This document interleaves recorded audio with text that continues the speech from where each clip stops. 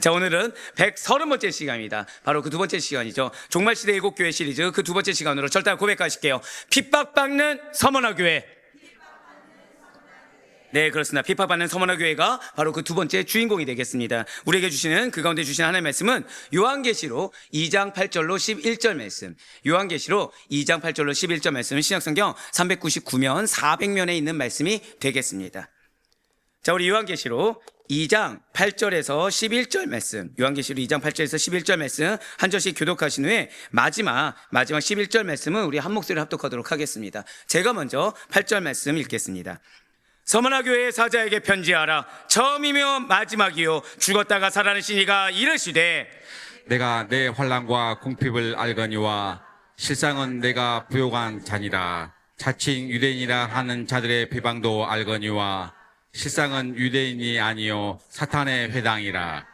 너는 장차 받을 고난을 두려워하지 말라. 볼지어다 마귀가 장차 너희 가운데에서 몇 사람을 옥에 던져 시험을 받게 하리니 너희가 10일 동안 환난을 받으리라. 내가 죽도록 충성하라. 그리하면 내가 생명의 관을 내게 주리라.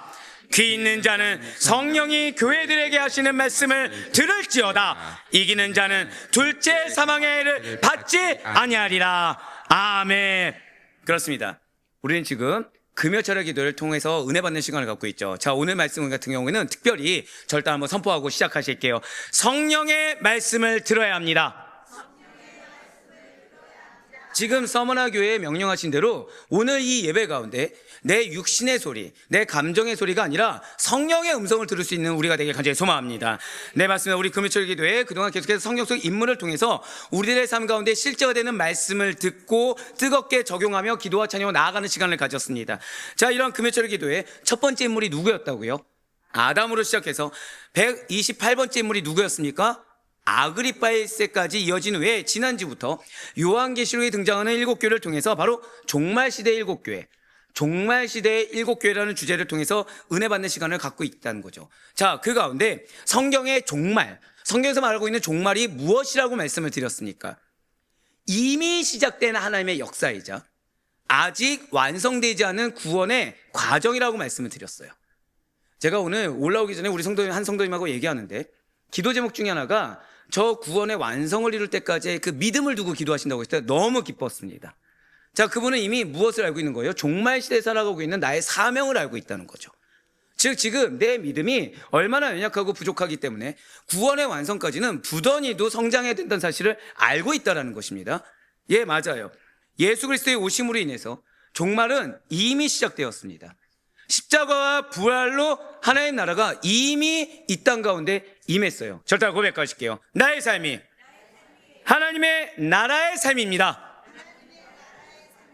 네, 맞습니다. 우리의 가정이 이미 하나님 나라가 임한 가정이고 우리의 삶이 사실상 이미 이 땅 가운데 임한 하나의 나라를 경험하는 삶이라는 거죠. 그런데 동시에 우리는 그렇다고 해서 완성형이 아니라 여전히 그 나라가 완성되기를 기대하며 살아간다는 거예요. 그 나라가 완성되기를 소망하며 그 믿음을 굳건히, 그 믿음을 하나님께서 인정하시는 믿음으로 성장시키며 예수 그리스도의 장성분야까지 나아가는 그 숙제를 가지고 살아간다는 거죠. 이 두 가지 시간을 설명할 때 신학은 이렇게 표현한다고 말씀을 드렸습니다. 고백하실게요. 이미와 아직. 그렇습니다. 이미 임했지만 아직 완성되지 않은 것. 예, 맞습니다. 여러분들 가정은 작은 하나님의 나라입니다. 믿으십니까? 그런데 완성되었다고요, 안 되었다고요? 아직 완성되진 않았어요. 아직 완성되진 않았어요. 이러한 종말시대 7교회 가운데 지난주 첫 번째 교회였던 에베소 교회, 에베소 교회는 처음 사랑을 상실함으로 책망받은 에베소 교회였어요. 자, 이 에베소 교회는 또 어떤 교회였습니까? 그쵸? 새벽 말씀도 기억이 안 나는데 일주일 전 말씀을 어떻게 나한테 묻느냐? 약간, 예, 열심히 있었습니까? 없었습니까? 있었어요. 누구처럼요? 여러분들처럼 열심히 있습니다. 다른 열심도 아니었어요. 진리 수호에 아주 전투적일 정도로 열심히 있던 교회입니다. 그런데 처음 사랑을 버림으로 말미암아 책망을 받았다는 거죠. 자, 그들은 자신들이 처음 사랑을 버린 줄 알았습니까? 몰랐습니까? 인정하지 않았다니까요. 왜요? 나는 교회를 위해 열심히 했거든요. 나는 예수를 위해서 열심히 한다 생각했고 영혼을 위해서 열심히 한다 생각했거든요. 하지만 주님께서 뭐라고 하셨습니까? 고백하실게요. 열심히 사랑을 삼켜버렸다. 바로 그거예요. 여러분들이 정말 여러분들의 가정에 변화를 원한다고 한다면, 여러분들의 공동체에 변화를 원한다고 한다면 정죄와 사랑의 그 경계선을 명확히 알아야 됩니다. 그래서 나의 어떠한 열심이 상대로 하여금 사랑을 못 느끼게 하는 열심이 되어서는 안 된다는 거죠. 나의 열심이 주님보다 앞서서는 안 된다라는 거예요. 네, 맞습니다. 그래서 오늘날 사명을 부여받은 우리는 내가 먼저 처음 사랑을 회복함으로 말미암아 새 생명의 은혜, 한 번 더 고백하실까요? 내가 있는 곳에 새 생명의 은혜를 허락하십니다. 그거를 원하는 하나님의 음성을 들을 수가 있었다는 거죠. 즉 여러분들로 인해 정말 놀랍도록 거듭나는 영혼이 있다는 거예요. 여러분들로 인해 공동체가 놀랍도록 거듭나게 되는 은혜가 있을 수 있다는 거죠. 그리고 오늘은 종말시대 7교회 가운데 그 두 번째 시간으로 핍박받는 서머나 교회가 그 주인공이 되겠습니다. 자, 이러한 서머나 교회, 여러분들이 알고 있는 서머나 교회는 어떤 교회입니까? 저희는 또 지금 팝송이 들리네요.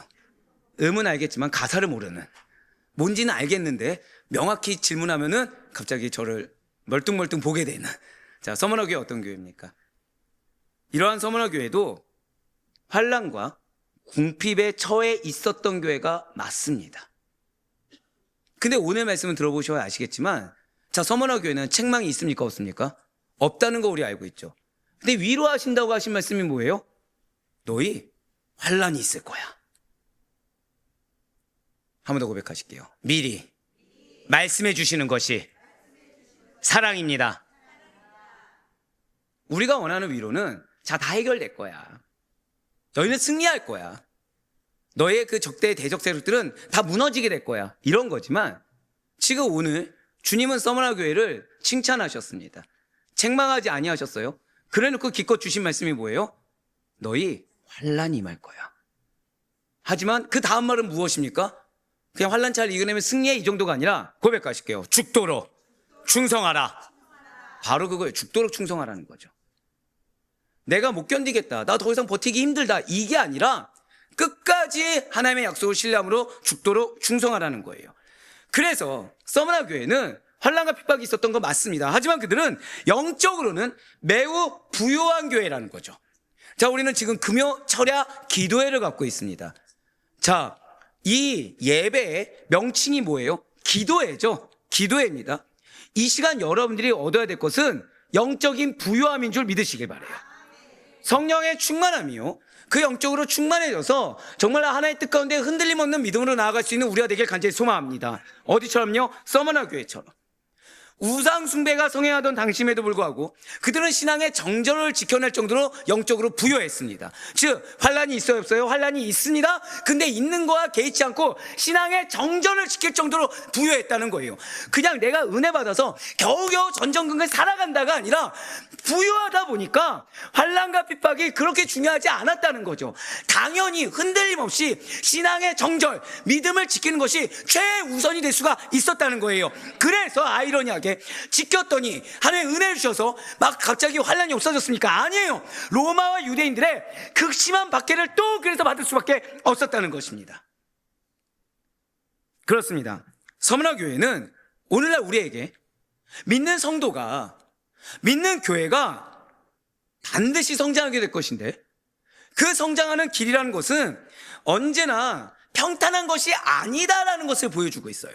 고백하실게요. 고난을 이상하게 여겨서는 안 됩니다. 바로 그거예요.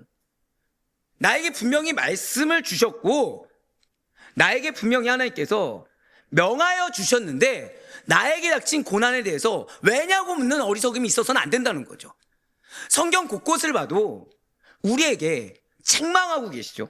성경 곳곳을 봐도 십자가의 길이 무엇이라고 합니까? 골고다죠. 희생이죠. 자기 부인이죠. 어디에도 형통과 평탄을 얘기한 곳은 없습니다. 죄송하지만. 하지만 주님께서는 약속을 주고 계시다는 거예요. 약속을 주고 계시다는 거죠. 우리는 그 약속에 소망을 붙들고 살아가는 자들이지 이 과정에 형통함을 붙들고 살아가는 자들이 아니라는 거예요. 그거를 지금 이야기하고 있다는 것입니다. 진실로 성도는, 진실로 교회는 시련과 환난의 시간을 지나면서 더더욱 단단해지고 그 과정을 통해 신앙의 뿌리를 더 깊이 내리게 되는 것입니다. 즉 지금 여러분들에게 있는 고난은 피하라고요? 여러분들에게 주신 환난은 외면하라고요? 멈추라고요? 아니요. 신앙의 뿌리를 더 깊이 내리라는 하나님의 음성인 줄 믿으시길 바라요. 약속을 이루기 위해서는 그 신앙의 뿌리가 주님께서 원하시는 그 단계까지 내려가지 아니하면 약속을 성취할 수 없기 때문에, 우리 이미 지금 신명기를 통해서 알고 있지 않습니까? 가나안 땅에 들어가려면 하나님의 요구 조건을 응답을 해야 되는데 계속해서 불순종으로 응답하니 그 약속의 말씀이 누구에게로 넘어갑니까? 2세대로 넘어가는 것을 보지 않습니까? 예, 마찬가지예요. 과정이 얼마나 힘드냐가 중요한 것이 아닙니다. 그 과정을 통해 나의 신앙의 뿌리가 얼마나 하나님께 기쁨이 되는지, 그 나의 신앙의 뿌리가 얼마나 하나님께 인정이 되는지가 가장 중요한 것이지, 지금 이 과정이 얼마나 지금 힘드냐, 괴롭냐, 어렵냐, 이것이 중요한 것이 아니라는 거예요. 하지만 우리들은 때때로 평안함을 추구합니다. 안정을 추구하죠. 고통을 안 하겠다는 건 아니에요. 근데 내가 생각한 고난에 척도가 있다는 거예요. 내가 인정할 만한 어려움의 척도가 있다는 거죠. 그러니까 이 이상으로 고통이 오고 이 이상으로 어려움이 오면 자연스럽게 감정이 치밀어 오르는 겁니다. 자연스럽게 믿음의 자리를 인간의 자리로 대체해버린다는 거죠. 그러면서 정작 무엇을 잊어버리냐? 성도의, 그리고 교회의 본질적인 사명을 잊어버릴 때가 있다는 거예요. 그걸 기억하시길 바라요. 예배가 편안하기만 하고 신앙이 어느 정도 그 무미건조하게 흘러가며 나에게 인간적으로 유익하기만을 바란다. 나는 예수 믿고서 나의 신앙이 인간적이고 세상적으로 그냥 내가 인정할 만큼의 수준이면 족하다라고 원한다고 한다면 나도 모르는 사이에 복음의 십자가를 어느샌가 나에게서 멀리 두고 있음을 잊지 말아야 된다는 거예요. 하지만 분명 예수님께서 이렇게 말씀하셨죠. 마태복음 16장 24절의 말씀을 나에게 주신 말씀을 알고 우리 먼저 다 같이 읽고 시작하시겠습니다. 시작. 누구든지 나를 따라오려거든 자기를 부인하고 자기 십자가를 지고 나를 따를 것이니라. 아멘. 이 말씀이죠. 누구든지 나를 따라오려거든. 거꾸로 말씀드릴까요? 주님을 따르기 위해서는 십자가를 지지 않고선 따를 수가 없습니다. 주님을 따르기 위해서는 자기를 부인하지 않고서는 따를 수가 없습니다. 근데 나는 이 말씀을 듣자 하니 지금은 아직 내가 준비가 되지 않은 것 같아요. 그래서 나는 지금 나중으로 미뤘습니다. 근데 주님은 걸어가고 계실까요? 아니면 나를 위해서 기다려주고 계실까요? 죄송하지만 걸어가고 계시다는 거예요. 그만큼 나와 주님과의 관계가 멀어지고 있다는 거죠. 고작 무엇 때문에? 내 감정 때문에. 고작 무엇 때문에? 내 이 생각 때문에 나는 나 하나를 위해서 주님을 멀리 떨어뜨려 두고 있는. 아이러니하게 나는 은혜가 필요합니까? 안 필요합니까? 필요하죠. 은혜가 필요하다고 하면서 은혜의 주체에게 나를 맞추는 것이 아니라 은혜의 주체를 나에게 맞추려고 한다는 거예요. 아닙니다. 지금 이 말씀 여러분들에게 단순하게 고난을 즐기라 이런 말씀이 결코 아니에요. 주님과 동행하는 길에는 반드시 시련이 따르겠지만 그 시련 속에서 우리는 참된 생명이 무엇인지를 배우고 예수님의 마음을 닮아가게 된다. 그분과만 동행하게 된다는 뜻이라는 거죠. 진실의 성도가, 그리고 주님의 몸된 공동체가 자기에게 주어진 사명을 정말로 진실되게 감당할 때 그 길이란 언제나 쉽지가 않습니다. 여러분들이 예수님을 생각하면 예수님의 생일 한번 지금 잠깐 생각해 보세요. 뭐가 생각나십니까? 보통 세상 사람들이 예수 그리스도 하면 뭐가 제일 먼저 생각나죠? 십자가예요. 믿는 분들이 예수 그리스도 하면 뭐가 생각납니까? 부활이요. 부활이 결국 무엇이죠? 죽은 후에. 결국 죽음이죠. 자, 이 가운데 나는 예수님보다 뛰어난 자 있습니까? 없습니까? 없죠. 우리는 예수님의 생을 생각하면 십자가를 생각하는데 나의 생애 생각하면 십자가 생각하십니까? 뭐 생각하십니까? 십자가를 질 수도 있지만 다른 무언가 중요하게 여기는 내 제목의 응답, 내가 바라는 니즈, 이걸 먼저 생각한다는 거예요. 아이러니하게 순교한 그 사도들보다 잘난 자가 하나도 없음에도 불구하고 아이러니하게 예수님의 제자요 자녀라는 타이틀을 가졌음에도 불구하고 우리는 예수님보다 더 편하기를 원하고 우리는 예수님보다 더 낫기를 원한다는 거죠. 그러면서 몰아치고요. 예수님이니까. 몰아치부예요? 사도니까. 오늘날은 다르다고 스스로 판단 지어야 된다는 거예요. 무엇이 다르죠? 자, 이 세계 누가 주장하십니까? 하나님 주장하시죠. 그러면은 예수님이 살아 계셨을 때만 하나님 주장하고 이 시대는 다른 하나님이 주장하십니까? 아니에요. 동일한 하나님이 다스리십니다. 예, 맞아요. 우리는 십자가의 길을 걷는 우리는 결코 그 길이 쉽다고 착각해서는 안 됩니다. 그 길이 내가 원하는 대로 이루어질 거라는 착각을 버려야 된다는 거죠. 그러나 이건 잊지 마셔야 돼요. 그 길을 끝까지 걸어가는 성도는, 그리고 그 길을 끝까지 믿음으로 완주한 공동체는 결국 오늘 본문의 서머나 교회 같이 주님의 칭찬을 받게 될 것이요, 세상 속에서 반드시 영향력을 드러낸다, 즉 그리스도의 향기를 드러낸다는 사실을 잊지 마시길 바라요. 그렇습니다. 진실로 서머나 교회는 마치 그 이름의 뜻 그대로 모략과도 같이 핍박 중에서도 예수 그리스도의 향기를 바라는 교회였어요. 세상의 악취, 사람의 냄새를 퍼뜨린 것이 아니라 주님의 향기를 드러냈습니다.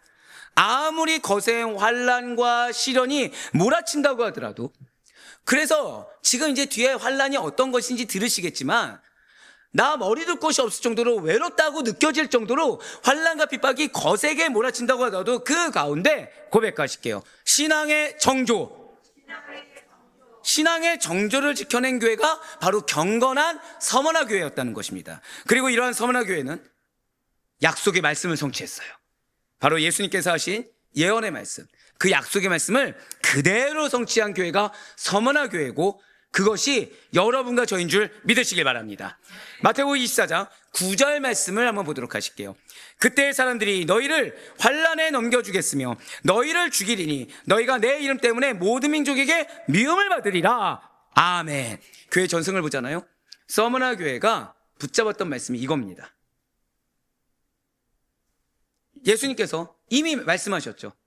예수님께서 종말 시대가 되면 교회들이 큰 핍박을 받게 된다라고 이미 말씀하셨어요.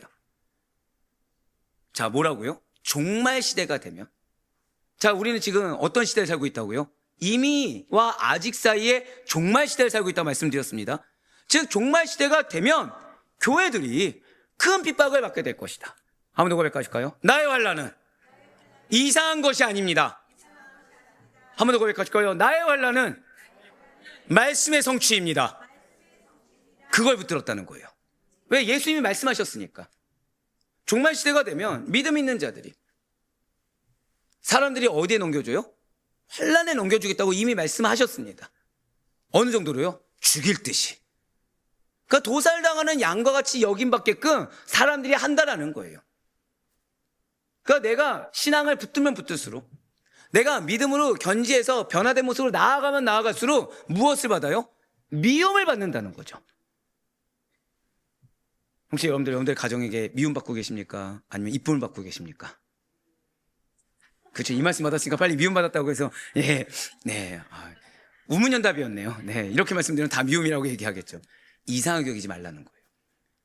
요즘 애들 말로 뭐 이렇게 억가한다? 뭐 그런 말들이 있더라고요. 즉, 환경이 날 도와주지 않는 거예요.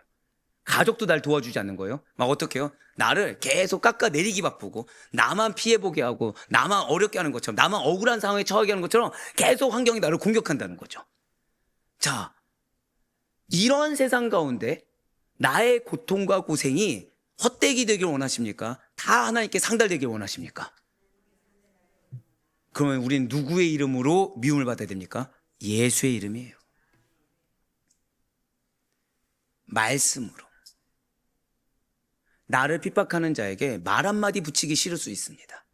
근데 그럼에도 불구하고 내가 오히려 질책받고, 내가 오히려 멸시와 모멸감을 당한 한 있더라도 예수의 이름을 믿는 믿음으로 말 한마디로 붙였을 때, 나는 그 순간에 자존심이 상하고 멸시를 당하며 나는 후회감이 드는 정도의 그 환경이 있을 수 있겠지만, 그때 우리는 최소한 누구의 이름으로 나서게 돼요?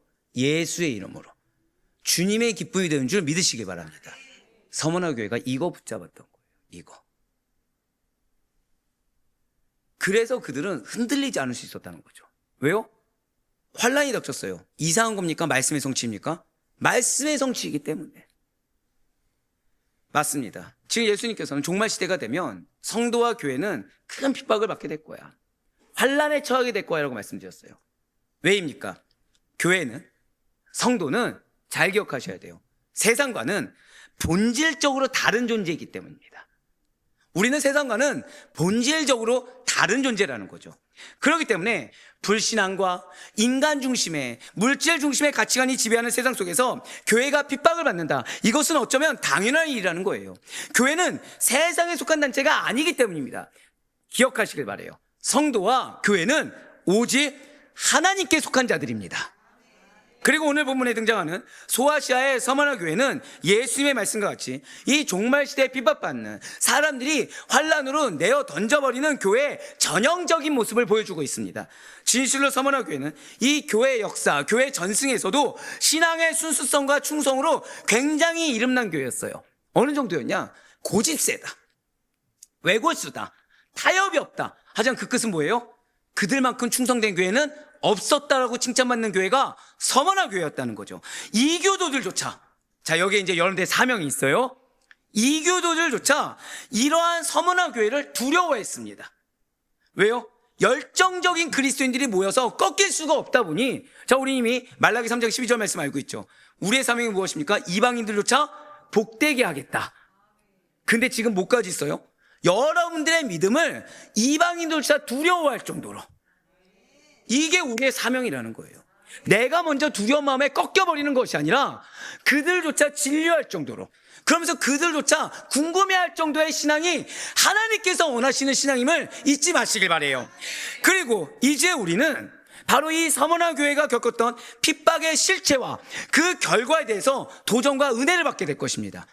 무슨 말씀이죠? 지금 여러분들이 겪고 있는 핍박을 하나님은 알고 계시다는 거예요. 지금 여러분들이 갖고 있는, 분명히 말씀드렸죠. 말씀을 주셨어요. 뭔 말씀인지 알겠습니다. 그래서 그 말씀을 실천하려고 했어요. 근데 내가 예상한 바와 너무 다르다는 거죠. 속된 말로 이 정도일 줄 몰랐던 거예요. 갈급하면 채워집니까? 안 채워집니까? 안 채워진다는 거예요. 근데 왜 그런지, 그리고 그 가운데 어떻게 해야 그 결과를 맞이할 수 있는지에 대해서 하나님 오늘 도전과 은혜를 주실 것입니다. 이를 통해 오늘날 여러분과 여러분들이 속한 가정과 우리가 속한 교회 공동체가 마주한 이 영적 전쟁 속에서 사단의 공격을 이겨낼 지혜를 배우고 반드시 승리하기를, 그래서 고백하실게요. 나에게는 영향력이 있습니다. 바로 그 선한 영향력으로, 바로 모략이라는 이름을 갖고 있는 서머나 교회 같이 아름다운 향기를 드러내길 원하시는 주님의 뜻하심이 그대로 성취될 수 있기를 간절히 소망합니다. 가장 먼저 서머나 교회는 핍박받는 교회였죠. 바로 핍박받을 요소가 많았던 교회가 서머나 교회입니다. 우리 한번 더 고백하실까요? 나에게는 핍박받을 요소가 많습니다. 네, 맞아요. 우리는 보통 내가 믿음을 뭔가 결단을 했어요. 믿음을 뭔가 결단을 했습니다. 그리고 예를 들어서, 저주가 아니에요. 우리 지난주에 이제 임직식이 있었잖아요. 여러분들 어떻게 임직자분들 위해서 기도하고 계십니까? 이쪽은 안 하고 여기 절반부터 하시는 걸로. 자, 근데 뭘 위해서 기도하고 계시죠? 무엇을 위해? 책임감. 좋습니다. 예. 그 책임감이 있어야 된다. 말씀드렸잖아요. 본이 될 자들이기 때문에. 중직자는 본이 될 자들입니다. 목회자도 본이 될 자예요. 그러니까 목회자와 중직자가 본이 되지 않고 권면한다, 말이 안 된다고 말씀드렸죠. 항상 본이 돼야 돼요. 본이 돼야 돼요. 자, 또 뭘 두고 기도하셨습니까? 자막 계속 보여주셔야 돼요.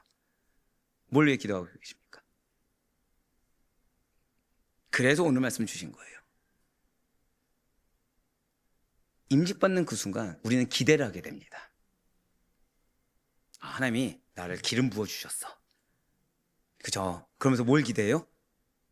그냥 솔직히 말씀하세요. 앞에 이래놓고서 축복을 기대하죠. 예, 축복을 기대하죠.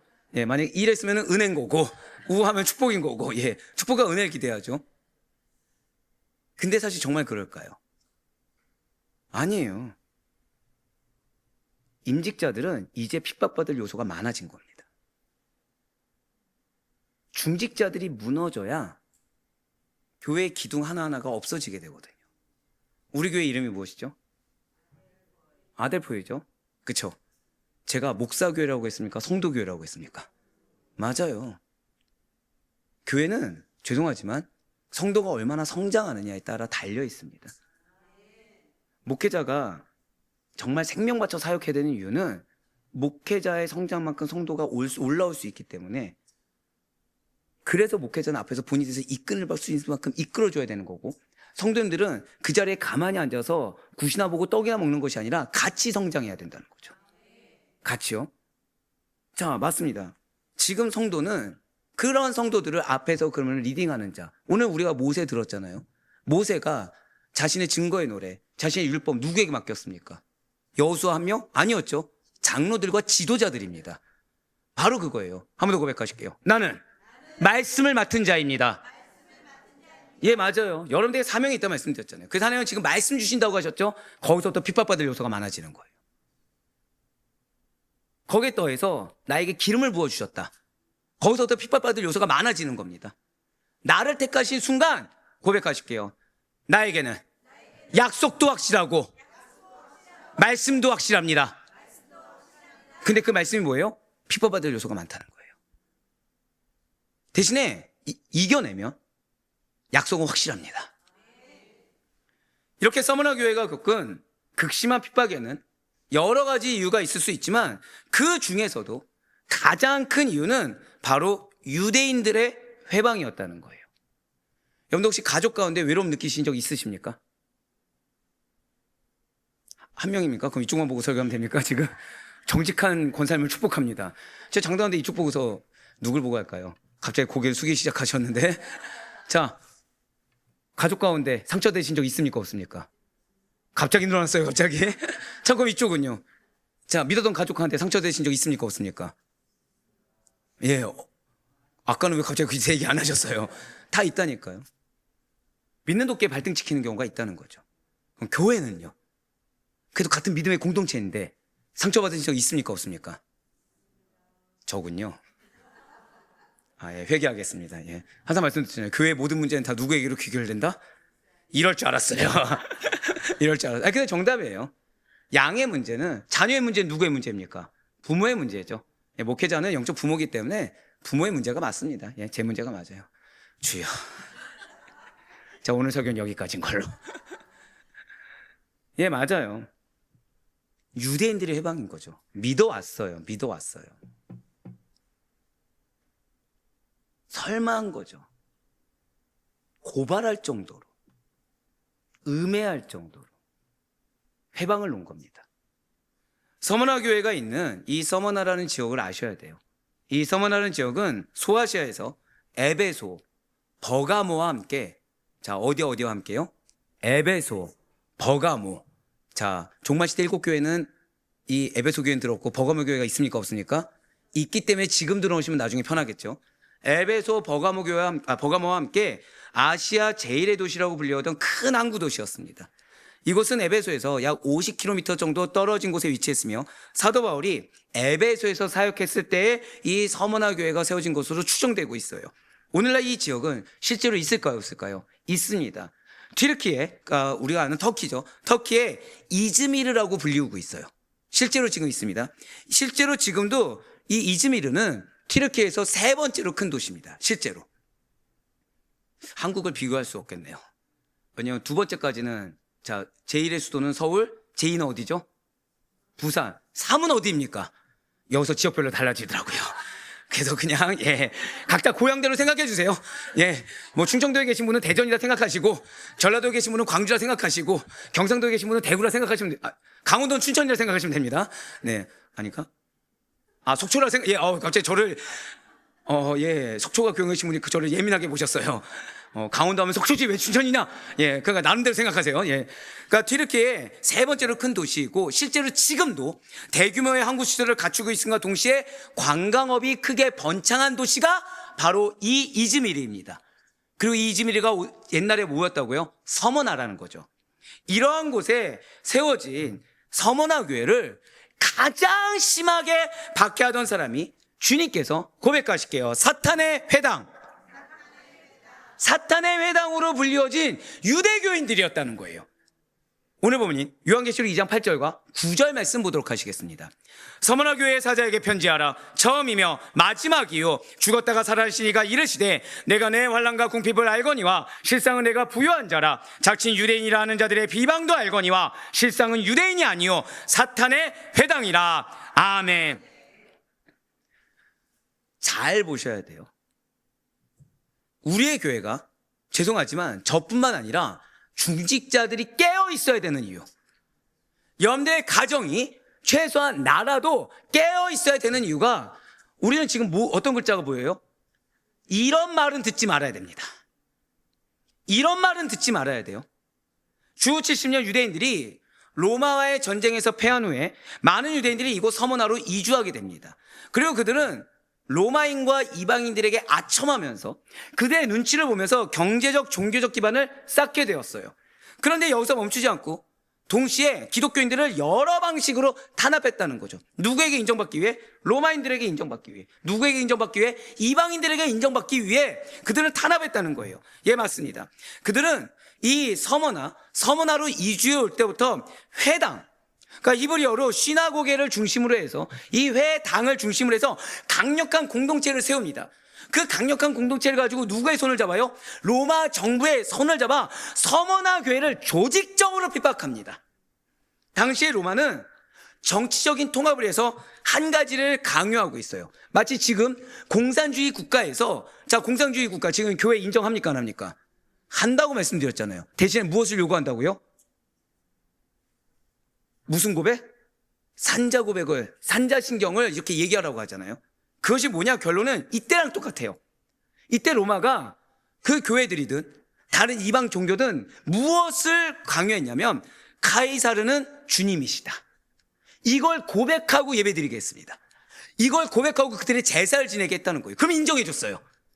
그러니까 지금 중국이 하는 것처럼. 특히나 서머나는 로마에 대한 충성심이 매우 강했기 때문에, 그 지역적인 특성도 있지만 아시다시피 국가에서 인정해줘서 밀어주지 않으면 그 도시가 번창할 수 있습니까 없습니까? 없겠죠. 근데 세 번째로 큰 도시 에베소, 버가모와 더불어 세 번째로 큰 도시가 될 정도로 로마에서 인정받았어요. 무엇을? 충성심으로. 그러니까 로마의 정부에서 계속해서 밀어주는 겁니다. 그렇게 강했기 때문에 이들에게 있어 그리스도인들은 늘 항상 낙인 찍힌 두 단어가 있어요. 불충한 시민, 국가의 적. 딱 이겁니다. 그냥 그리스도인 하면 당시에 이 로마 제국 안에서는 그리스도인 하면은 그들은 딱 두 가지 단어가 생각나는 거예요. 로마의 국가의 적, 불충한 시민이었습니다. 그리고 유대인들은 이제 이러한 그리스도인들을 그 정도에 멈추지 않고 이단이라고 얘기합니다. 근데 오늘날의 이단은, 오늘날 이단 뭐죠? 이단. 여러분들이 생각하는 이단은 무엇입니까? 예수를 부인하는 자, 또는 뭐 잘못된 길을 가는 자. 그러니까 우리는 어떤 믿음과 관련되죠. 근데 이 당시 때 이단이라고 하면은 사회의 질서를 해치는 집단으로 여겼어요. 그러니까 당시의 종교로는 다 인정해줬으니까 뭐만 하면 된다고요? 가이사르는 주님이다. 이거 고백하면 모든 종교를 다 인정해줬기 때문에 이들에게 있어서 이단의 개념이 없습니다. 근데 이들에게 있어 이단은 무엇이라고요? 사회의 질서를 해치는 집단이라는 공식이 있었다는 거죠. 즉 유대인들이, 왜 우리가 성경 보면 이 그리스도인들을 이단으로 내몰았다고 하잖아요. 이제 그 이유 아시겠죠? 즉 이단으로 내몬 이유가 어떤 정통성 문제가 아니라 이단으로 내몬 순간 로마 제국에는 사회 질서를 해치는 집단으로 낙인 찍히게 되는 겁니다. 유대인들이 그걸 했다는 거예요. 지금 유대인들이. 즉 이들의 적개심은, 유대인들의 그리스도인들을 향한 적개심은 단순한 종교적 경쟁심 정도가 아니라 그걸 뛰어넘어서 그냥 아예 죽이고자 하는, 그래서 궁극적으로 예수 그리스도를 대적하는 영적 반역이었다는 거죠. 그리스도를 대적하는 유대교인들, 엄밀히 따지면 그들의 정체성은 무엇입니까? 고백하실게요. 하나님의 선민. 하나님의 선민입니다. 살인하면 됩니까 안 됩니까? 십계명에서 살인하지 말라가 있잖아요. 근데 그리스도를 대적하는 유대교인들은 자신들의 정체성, 하나님의 선민으로서의 본질조차 이미 상실하고 있었다는 거죠. 그래서 주님께서는 이런 유대인들을 뭐라고 말씀하셨냐? 자칭 유대인이라고 얘기하신 것입니다.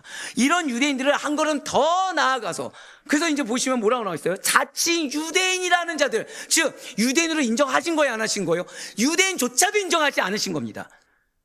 자칭 유대인이라 하는 자들의 비방도 알거냐. 즉 유대인이라는 테두리는 둘렀지만 그들의 안은 전혀 유대의 것이 하나도 없고 그들은 무엇이라고요? 한 걸음 더 나아가서 사탄의 회당이다 라고까지 얘기하셨다는 거죠. 하나의 선민이 아니라 누구에게 붙들려 있다는 거예요? 사탄에게 붙들려 있다는 거예요. 하지만 주님께서는 교회를 핍박하는 세력은 겉모습이 종교적이라고 할지라도 그 본질은 하나님의 원수이기 때문에 너희가 이상하게 여겨서는 안 된다고 얘기했다는 거예요. 사랑하는 성도 여러분들, 분별력을 가지시길 바라요. 착각하지 마시길 바랍니다. 우리는 사실은 좀 죄송한 말씀이지만 교회 다닌다고 한다면 어느 정도 마음을 놓습니다. 중직이라고 한다면 어느 정도 기대하는 마음이 있어요. 믿지 마라, 기대하지 마라는 뜻이 아닙니다. 우린 모두 다 연약하다는 거예요. 우리는 분별하지 않으면 그 겉 테두리 때문에 쉽게 상처받을 수도 있고 받지 않아야 될 상처를 받을 수도 있다는 거예요. 마찬가지로 내가 깨어있지 않다고 한다면 내가 자칭 유대인이라는 자들처럼 될 수가 있고, 내가 교회가 깨어있지 않으면 우리는 교회라는 테두리를 갖고 있지만 어쩌면 하나님부터 사탄의 회당이라는 질책을 받을 수도 있다는 것입니다. 고백하실까요? 내가 깨어있어야 합니다. 내가 늘 항상 깨어있어야 돼요. 내가 늘 항상 주의 말씀으로 성령의 충만함으로 체험받지 않으면 우리는 나도 모르는 사이에 자칭 그리스도인이 될 수 있고, 우리는 나도 모르는 사이에 사탄의 회당이라고 질책받을 자가 내가 될 수 있다는 거죠. 그래서 주님께서는 본질 하나님의 원수야, 어려워할 것이 아니야 라고 말씀하신 거예요. 그들은 결국 순교자들만 죽인 것이 아니죠.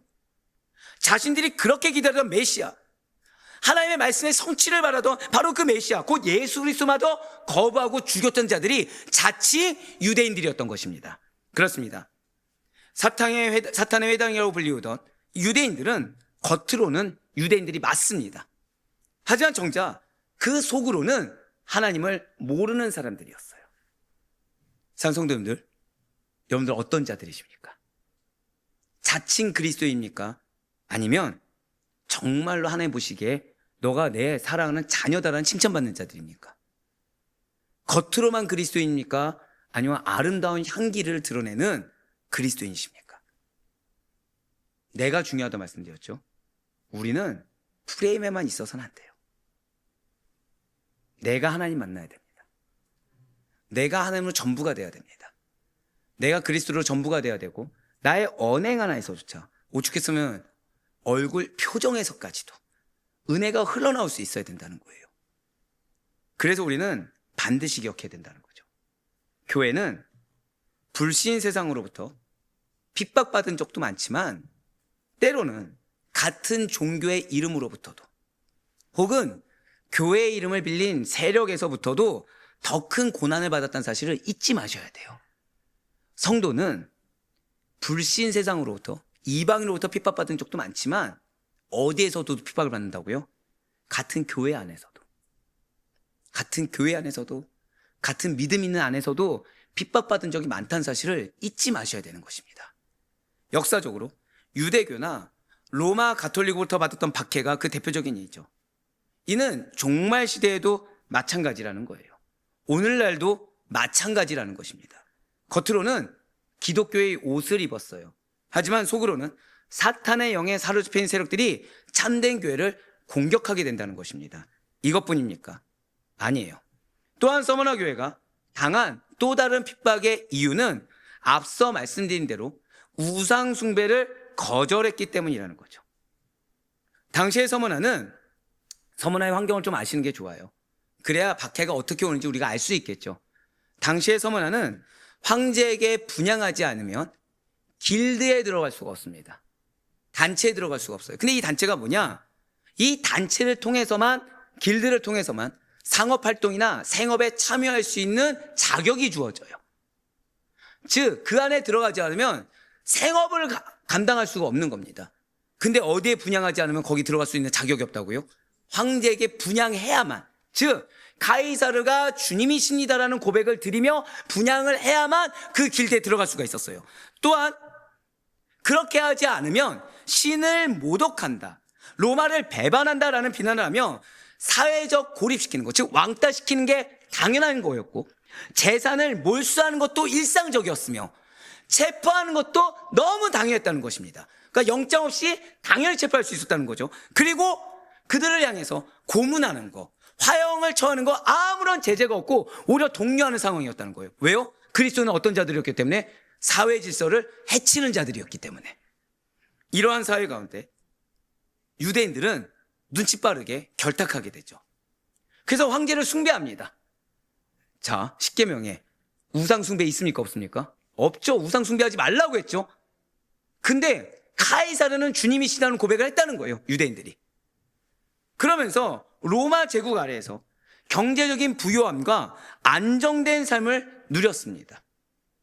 근데 이제 눈에 거슬리는 자들이 생겨난 거예요. 서머나 교회에 유대인들이 있을까요? 없을까요? 있겠죠, 당연히.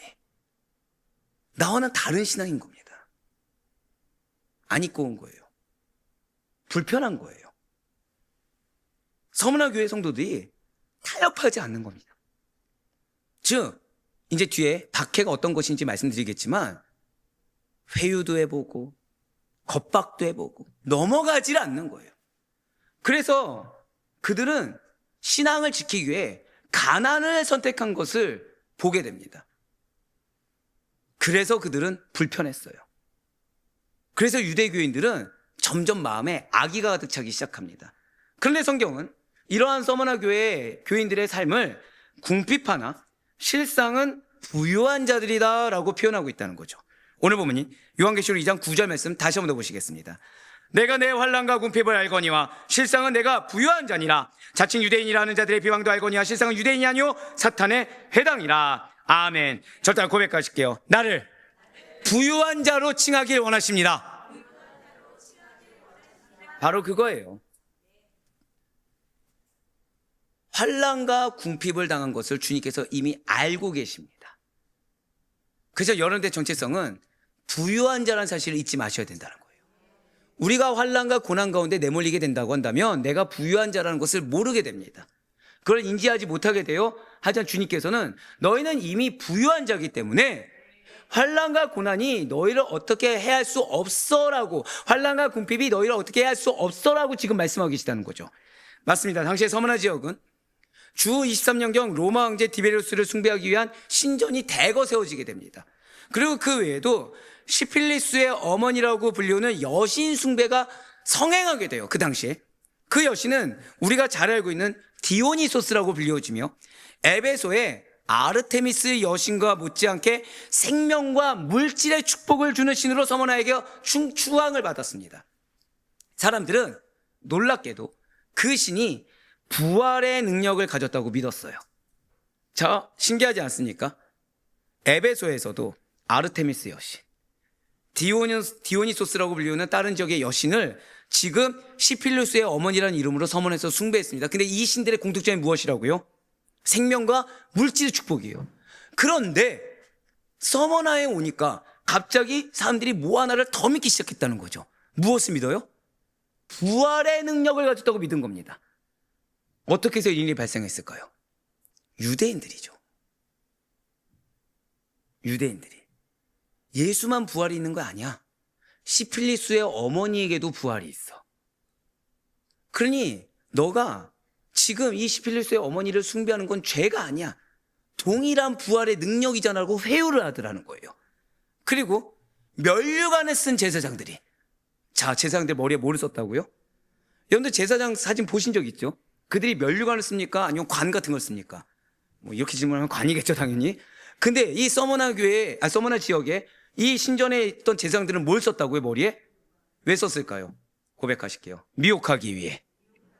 즉 여러분들을 미혹하기 위해서 허다한 방법을 다 쓴다는 겁니다. 부활의 능력이 있다고 미혹합니다. 면류관을 썼잖아. 이들에게 면류관, 너희들이 말하는 그 생명의 면류관 썼잖아, 이 얘기예요. 면류관을 쓴 제사장들이 신전에서 그 신을 섬기는 것을 보여줍니다. 그러나 서문화 교회 성도들은 분별했어요. 우리 한번 더 고백하실까요? 내가 분별해야 합니다. 그래서 그들은 타협하지 않았습니다. 거꾸로 말씀드릴까요? 타협한 순간 분별은 없어지게 됩니다. 다수가 정답이라고 생각해서는 안 돼요. 신앙의 절대성을 지키는 데는 다수가 나와 동일한 길이 같지 않을 수도 있습니다. 하지만 신앙이라는 것은 답이 정해져 있어요. 예수가 전부입니다. 진실로 말씀이 전부인 것이고, 뭐 예수를 위해서 세상적인 걸 이런 거 한다, 이런 거에 미혹되어서는 안 되는 거라는 거예요. 지금 서머나 교회가 이미 그 공격을 당했습니다. 너희 교회가 운영되려면, 당시에 전승을 보잖아요. 너희 교회가 운영되려면 너희가 헌금도 해야 되고 너희가 생업에 들어가야지. 하나님께서도 너희 그 상황을 아시기 때문에 그 길드 안에 들어가는 거 그 정도는 이 환경을 열어주신 걸 거야. 그리고 너희가 지금 이 시필리스의 어머니가 가서 절하는 거, 이건 우상숭배가 아니야. 같은 부활의 능력이잖아. 저 지금 섬기는 제사장들 봐, 동일한 면류관을 썼잖아. 이거는 서머나 교회를 유지하기 위한 필연적인 방법이야 라고 미혹했다는 거예요. 근데 서머나 교회 성도들은 어떻게 했다고요? 고백하실게요. 타협하지 않았습니다. 그들은 본질을 잊지 않았어요. 그들은 가이사르는 주님이시다 그 입술의 고백조차 하지 않았고, 왜요? 우리 주님은 누구십니까? 우리의 신앙 고백의 대상은 누구십니까? 예수 외에는 없는 줄 믿으시길 바라요. 오직 예수 그리스도만은 신앙 고백했고, 그들의 신앙은 삶에서 실천적이 되어야 되기 때문에 고백하는데 타협하는 삶으로, 아니요, 고백하면 고백하는 그대로 믿음을 실천했다는 거예요. 그러한 선택의 결과, 그러한 결단이죠. 고백하실게요. 미혹 앞에 타협이 아닌 결단해야 합니다. 맞아요. 결과를 위해 과정을 타협하게 하는 미혹 앞에 결단해야 된다는 거죠. 고민할 거리가 아니라는 거예요. 죄송하지만 이미 고민한다는 것 자체가 미혹된 겁니다. 고민한다는 것 자체가 회개의 거리예요. 죄송하지만 쉬운 말씀이죠. 하나님이 크십니까? 돈이 크십니까? 성령님이 큽니까? 인간의 감정이 큽니까? 우린 다 알고 있죠. 사람보다 예수가 큰 거 알고 있고, 물질보다 하나님 크신 거 알고 있고, 내 개인의 감정보다 성령님이 크신 거 다 알고 있습니다. 그럼 갈등할 만한 이유가 있습니까? 없습니까? 전혀 없죠. 쉽게 말씀드릴까요? 이쪽 길로 가면 서울대고 이쪽 길로 가면은 그냥 대학을 못 간다고 생각해 보세요. 여러분들 자녀가. 근데 그 가운데서 고민하고 있다고 생각해 보세요. 뭐라고 하시겠습니까? 그걸 왜 고민해? 저길 가야지 라고 얘기하지 않으시겠습니까? 이쪽 가면 영생이고 이쪽 가면 멸망이에요. 고민해야 됩니까? 하지 말아야 됩니까? 하지 말아야 되죠. 근데 우린 고민하고 있다는 거예요. 고민하면서 이쪽 길을 가기 위한 타당한 이유들을 들먹이기 시작한다는 거죠. 이 사람 때문에 내가 못 가고 있으니 이 삶을 변화시켜주세요. 이 물질이 없어서 내가 힘들어서 지금 예배를 못 드리니 이 물질을 채워주세요. 이 환경이 해결돼야 내가 지금 이 길을 갈 수 있니, 이 환경 해결해주세요. 즉 조건이 나에게 너무 크다는 거예요. 이 길에 우리 인생에 생명보다 큰 거 있습니까? 우리 인생에 예수보다 큰 거 있습니까? 없는데 우리는 자꾸 이 갈림길에서 고민이란 걸 하고 있다는 거죠. 근데 오늘 서머나 교회 성도들은 고민하지 않았다는 거예요. 왜요? 당연했기 때문에. 여러분들, 고민한 순간 나는 사단에게 마음을 열어준 겁니다. 고민한 순간 미혹의 소리에 나는 열어주고 있다는 거예요. 고민거리가 아닌 걸로 고민하지 않을 수 있는 우리가 되길 간절히 소망합니다. 예, 맞아요. 그들은 선택했어요. 그들은 결단했어요. 고민하지 않았습니다. 그 결과 무엇입니까? 그들은 로마 제국으로부터 매우 혹독한 박해를 받게 되었어요. 바로 이거예요. 내가 결단한 순간 하나님이 도와주시겠죠. 무엇을 도와줘요? 믿음을 지킬 수 있게 도와주는 것이지 박해가 없어지는 것이 아니에요. 어려움이 없어지는 것이 아니라는 것입니다. 서머나 교회 교인들은 이단으로 낙인시켜서 재산을 몰수당하게 되었습니다. 그들은 감옥에 갇혔어요. 고문을 당했습니다. 때로는 화형을 당했죠. 이러한 핍박에 대해서 히브리서 기자가 이렇게 증거한 바 있습니다. 히브리서 11장 35절부터 37절까지의 말씀 보도록 하시겠습니다. 여자들은 자기의 죽은 자들을 부활로 받아들이기도 하며, 또 어떤 이들은 더 좋은 부활을 얻고자 하여 심한 고문을 받되 구차히 풀려나기를 원하지 아니하였으며, 또 어떤 이들은 조롱과 책찍질 뿐 아니라 결박과 옥에 갇히는 시련도 받았으며, 돌로 치는 것과 톱으로 켜는 것과 시험과 칼로 죽임을 당하고 양과 염소의 가죽을 입고 유리하여 궁핍과 환난과 학대를 받았으니. 아멘. 바로 이거죠. 이 모든 박해 배후에 누가 있었다고요? 그래도 아니겠지라 생각했던 유대인들의 모함과 고발이 있었다는 것입니다. 사도 요한은 훗날 말세의 적 그리스도가 등장해서 우상을 세우고 그 우상에게 절하지 않는 성도들을 박해할 것이다 라고 경고한 바 있습니다. 그렇습니다. 이것이 오늘날을 살아가는 우리 역시 마찬가지입니다. 믿음 때문에 손해를 보고, 믿음 때문에 조롱을 받으며, 믿음 때문에 억울한 일을 당하는 거 분명한 박해예요. 그러나 사탄은 때로는 더 교묘한 방식으로, 즉 우리를 유혹하고 미혹함으로 다가오기도 한다는 거죠. 즉 박해는 무엇이냐? 고백하실게요. 신앙의 중심을 흔드는 것입니다. 그런 박해가 있다는 거예요.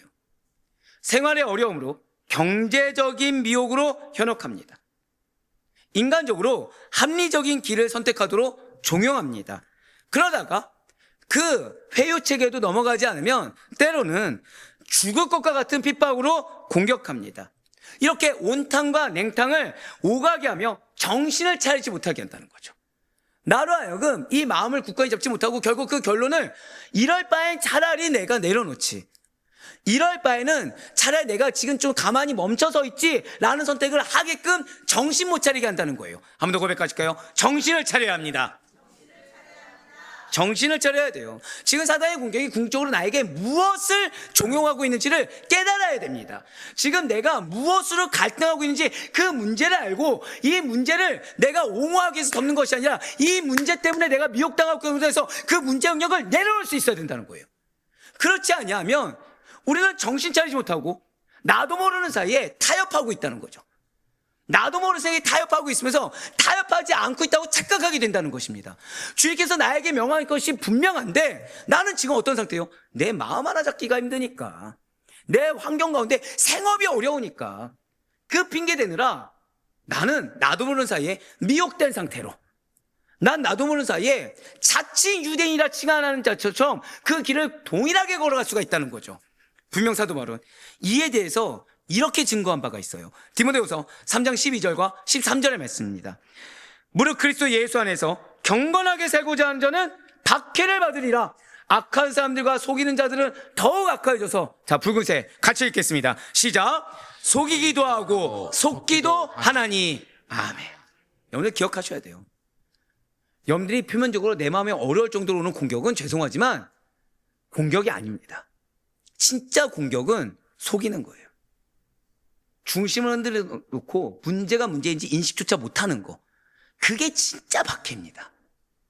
그렇습니다. 박해에는 반드시 우리로 하여금 분별하지 못하게 하여 우리의 신앙을 흐리게 만들려는, 고백하실까요? 나의 마음의 중심, 마음의 중심을 흔들어 놓는 사탄의 의도가 숨어 있음을 잊지 마시길 바라요. 그러니 박해가 박해인 줄 아시길 바랍니다. 때로는 이것이 박해인 줄도 모르고 그냥 사람과의 트러블 정도만 박해로 여기는 아둔함이 우리의 것이 아니길 바라요. 그냥 상황의 어려운 어감만 박해인 줄 아는 우리가 아니길 바랍니다. 정말 박해가 박해인 줄 안과 동시에 어떠한 고난 중에서도 이 마음의 중심이 흔들리지 않으셔야 돼요. 잠들어 있어서도 안 되시는 것입니다. 오죽했으면 오늘 새벽 기도에 축복의 갈림길에 제일 첫 시작이 뭐라고 했습니까? 고백하실게요. 나의 말씀 앞에서의 태도. 예, 오죽했으면 나의 말씀 앞에서의 태도에서 이미 축복과 저주의 갈림길이 있다고 모세를 통해서 하나님께서 말씀하지 않으셨습니까? 그러니 잠들어 있어서는 안 돼요. 그냥 눈만 뜨고 있다고 다가 아닙니다. 자, 하나님이 여러분들에게 말씀하십니다. 믿으십니까? 자, 우리 오늘 금철 설교 기도가, 이 예배가, 설교가 대략 한 몇 시간 정도 됩니까? 우리가 보통 2시간이죠. 자, 그럼 이 2시간이 뭐라고 생각하십니까? 2시간 동안 은혜 주길 원하신다는 거예요. 2시간의 말씀의 능력이 있습니다. 믿으십니까? 우리 다 말씀의 능력을 믿고 있죠? 그건 지금 하나님은 30분간의 능력을 주길 원하신 거예요? 2시간의 능력 주길 원하시는 거예요? 그 마음을 받아야 된다니까요. 왜 우리가 기도를 2시간 동안 뜨겁게 부르짖게 하십니까? 왜 제가 셔틀 이후에 또 2차전을 갖는 것이죠? 그 기도 시간 왜 허락하십니까? 고백하실게요. 기도는 응답하길 원하시는 초청입니다. 맞아요. 그러면 그 기도 동안 하나님을 응답하기 위해서 잔뜩 준비하고 있는데, 자, 여러분들이 자녀에게 선물 주기 위해서 잔뜩 준비하고 있어요. 그 들어오면은 막 자녀를 축복하면서, 자, 내가 너에게 이런 요구사항을 얘기할 테니까 이것만 들어줘 라고 해서 준비하고 있습니다. 근데 자녀가 들어오자마자 피곤해. 아, 나 괴롭히지 마. 너 어떻게 부모님 앞에 그럴 수 있어? 앉아! 딱 앉혔어요. 앉았더니 뭐 하고 있어요? 꾹꾹 졸고 있는 거예요. 그럼 여러분들은 선물을 주고 싶습니까? 아니면 잔소리조차 하기 싫어집니까? 아, 선물을 주고 싶으시군요. 사랑이 크신 여러분들을 축복합니다. 주고 싶지 않죠, 사실은. 말하기도 싫어지겠죠. 한 번 더 고백하실게요. 지금 나의 태도가 정말 중요합니다. 바로 그거예요. 갈급하면 갈급한 자에 합당한 태도로 있으셔야 됩니다. 응답이 필요하면 응답이 필요한 자에 합당한 태도로 있으셔야 되고, 정말로 은혜가 필요하면 은혜가 필요한 자에 합당한 태도로 있어야 되지, 어린아이처럼 투정 부리고 어린아이처럼 나는 이럴 테니 알아서 채워주세요, 안 채워주면 거기에 원망하는 어리석은 자가 되어서는 안 된다는 거예요. 지금 내가 투정 부린 건 결국 나는 지금 무엇을 받고 있는 거예요? 박해받고 있는 겁니다. 미혹당하고 있는 거예요. 내가 결단하지 못하는 거 뭐예요? 박해당하고 있는 겁니다. 미혹당하고 있다는 거죠. 참된 승리는 고난을 피하는 데 있는 것이 아닙니다. 참된 승리는 고난 가운데 내가 원하는 결과물을 성취하는 데 있는 것이 아니라, 고백하실게요, 미혹을 분별하는 것에서 시작합니다. 그 사실 절대 잊지 마시길 바라요. 그러니 물질과 사람, 이단 사상 같은 세상 우상 앞에 나도 모르는 사이에 무릎 꿇는 자가 되지 마시고, 끝까지의 믿음을 지키며 끝까지 주님 앞에 우리를 심판하실 수도 있고 은혜를 줄 수도 있는 그 주님 앞에 설 준비를 할 수 있는 여러분과 제가 되길 간절히 소망합니다. 때로는 그것이 순교의 각오를 의미할지라도, 때로는 그것이 나만 어리석은 길을 가는 것과 같더라도 그 길이야말로 바로 영원한 생명으로 가는, 승리로 가는 믿음의 기름을 잊지 않으시고 언제나 분별하여 박해 앞에 주님의 기쁜 대접을 설 수 있는 우리 모두가 되길 간절히 소망합니다. 놀랍게도, 자, 여기서 이제 여러분들이랑은 저였으면 여기서 더 혼내는 말을 할까요? 위로하는 말을 할까요? 신뢰가 없군요. 네, 뭐 괜찮아요. 저는 그런 자로 부름 받았으니까. 근데 하나님은 여러분들을 위로하길 원하시더라는 거예요. 아, 얄미워. 예, 맞아요. 서문화 교회 핍박받았죠. 여러분들 핍박받고 계시죠? 여러분들 마음 어려우시잖아요. 마음 잡기 힘들고 한 걸음 떼는 것조차 어렵죠. 그래서 믿음 잘 지켜오셨습니까? 아버지 나왔네요. 네, 사랑합니다. 네. 지키기 어렵죠. 사실 여기까지 나온 것만 해도 여러분들 진짜 대단하신 거죠. 요즘 많은 교회가 금요철의 기도가 있습니까? 없습니까? 없어지고 있어요. 새벽 기도는 어떻죠? 없어지고 있어요. 없어지고 있어요. 목회자도 힘든 거 맞습니다. 근데 같이 가는 성도님들도 힘든 거 맞거든요. 그럼에도 불구하고, 자, 그 정도가 되는데도 불구하고 내가 내 삶 가운데 믿음 지키는 거 쉽지 않은 거 알고 있습니다. 근데 그렇다고 해서 쉽지 않기 때문에 미혹돼도 된다? 아니에요. 쉽지 않기 때문에 타협해도 된다? 아니라는 거죠. 왜요? 갈 길이 명확하기 때문에. 근데 그래서 그런 주님께서는 여러분들에게 지금 약속을 확실하게 또 주고 있다는 거예요. 맞습니다. 놀랍게도 서문화 교회는 내 외에 핍박을 받았습니다. 머리 둘 곳이 없다고 얘기하는 것이 이상하지 않을 정도로 내 외에 핍박을 받았어요. 자, 그럼 쇠퇴하게 되었을까요? 번창했을까요? 쇠퇴하게 되어 멸망한 교회가 아니라는 거예요. 고백하실게요. 나는 안전합니다. 여러분들은 안전하십니다. 다만 전제 조건 뭐라고요? 미혹을 분별하셔야 돼요. 믿음을 지키셔야 돼요. 그건 안전합니다. 그들은 오히려 어떻게 했다고요? 핍박을 이겨내고 번성하게 되었습니다. 한번 고백하실까요? 이 약속이 나의 약속입니다. 분명 주님께서는 서문화 교회에게 앞으로 열흘 동안 10일 동안 큰 환난을 겪게 될 것이다 라고 예고하셨습니다. 자, 오늘 본문인 요한계시록 2장 10절 말씀, 요한계시록 2장 10절 말씀 우리 다 같이 읽겠습니다. 시작. 너는 장차 받을 고난을 두려워하지 말라. 볼지어다 마귀가 장차 너희 가운데에서 몇 사람을 오게 던져 시험을 받게 하리니 너희가 10일 동안 환난을 받으리라. 내가 죽도록 충성하라. 그리하면 내가 생명의 관을 내게 주리라. 아멘. 자, 지금 이 10일 동안이라는 말이 좀 많이 중요합니다. 여러분들의 삶에서도 많이 중요한 적용점입니다. 많은 신학자들이 이 말씀을 단순히 진짜로 열흘이라는 기간으로 보기보다는 네로 왕제부터 갈레리우스 황제까지 이어진 10명의 잔혹한 로마 황제들의 박해 시대, 고백하실까요? 박해 시대를 상징하는 표현으로 해석합니다. 또한 자, 10이라는 단어, 10이라는 숫자 무엇을 뜻하죠? 완전을 뜻하죠. 완전을 상징하며 로마 황제들의 그 절대 권력이 한시적인 권력과 같이 제한된 힘이나 기간을 상징한다는 거예요. 즉 완전하지 않고 제한되다. 뭐예요? 박해 시대는 완전하게 영원하다, 아니면 제한적이다? 제한적이다. 그런 의미에서 10일 동안이 뜻하는 바가 무엇이냐? 고백하실게요. 완전한 고통, 제한된 시간, 이중적 의미를 갖고 있다는 거예요. 지금 이 말씀이 왜 중요해요? 여러분들이 지금 겪고 있는 고통은 사실은 마음 잡기 힘들 정도로 정말 죽고 싶다, 포기하고 싶다 할 정도로 완전한 고통이 맞습니다. 그렇지만 절대 고백하실게요. 그 시간은 제한적입니다. 한 번 더 고백하실까요? 10일 동안 환난을 받으리라. 바로 그 뜻이에요. 그러니까 여러분들이 힘든 고통은 맞아요. 하여튼 제한적이라는 거죠. 또한 더 나아가 10일 동안의 환난이라는 것은 종말 시대에 교회가 겪게 될 대규모 박해의 예표로 보기도 합니다. 자, 서머나 교회는 실제로 2세기 초부터 수많은 순교자들을 배출했어요. 그러나 동시에 신앙의 모범이 되는 훌륭한 지도자들도 많이 세워졌습니다. 그중 대표적인 인물이 초대교보인 폴리캅입니다. 폴리캅 정도는 알아두시면 좋아요. 폴리캅이에요. 그가 왜 알아두면 좋냐? 그가 사도 요한의 제자입니다. 사도 요한의 제자이자 서머나 교회의 초대 감독이 바로 폴리캅이에요. 그리고 그는 속사도다. 그러니까 사도가 이미 끝났잖아요. 근데 속사도라고 불릴 정도로 사도적 신앙을 이어간 인물. 절대 고백하실게요. 사도적 신앙. 자, 고백하셨죠? 우리에게 원하는 신앙이에요, 이게. 사도적 신앙을 이어간 인물이 바로 이 폴리캅입니다.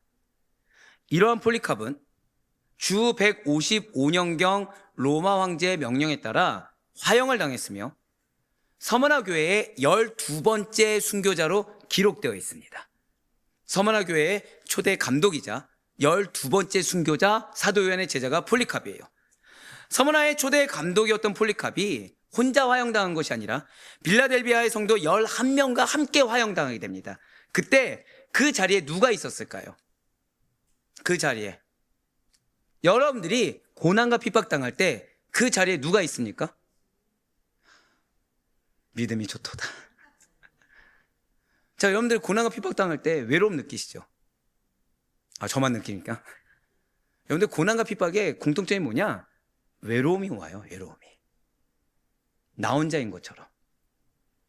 그래서 그래, 나 혼자 신앙생활 해야지라는 착각을 하는 게 또 미혹입니다. 외로움이 와요. 자, 이 폴리캅이 화형당할 때 누가 있었냐? 그 자리에 유대인들이 함께 있었습니다. 그냥 구경하러 간 게 아니에요. 당시의 사략을 보잖아요. 그들이 박해 불길이 활활 타오를 수 있도록 나무를 친히 다 모아줍니다.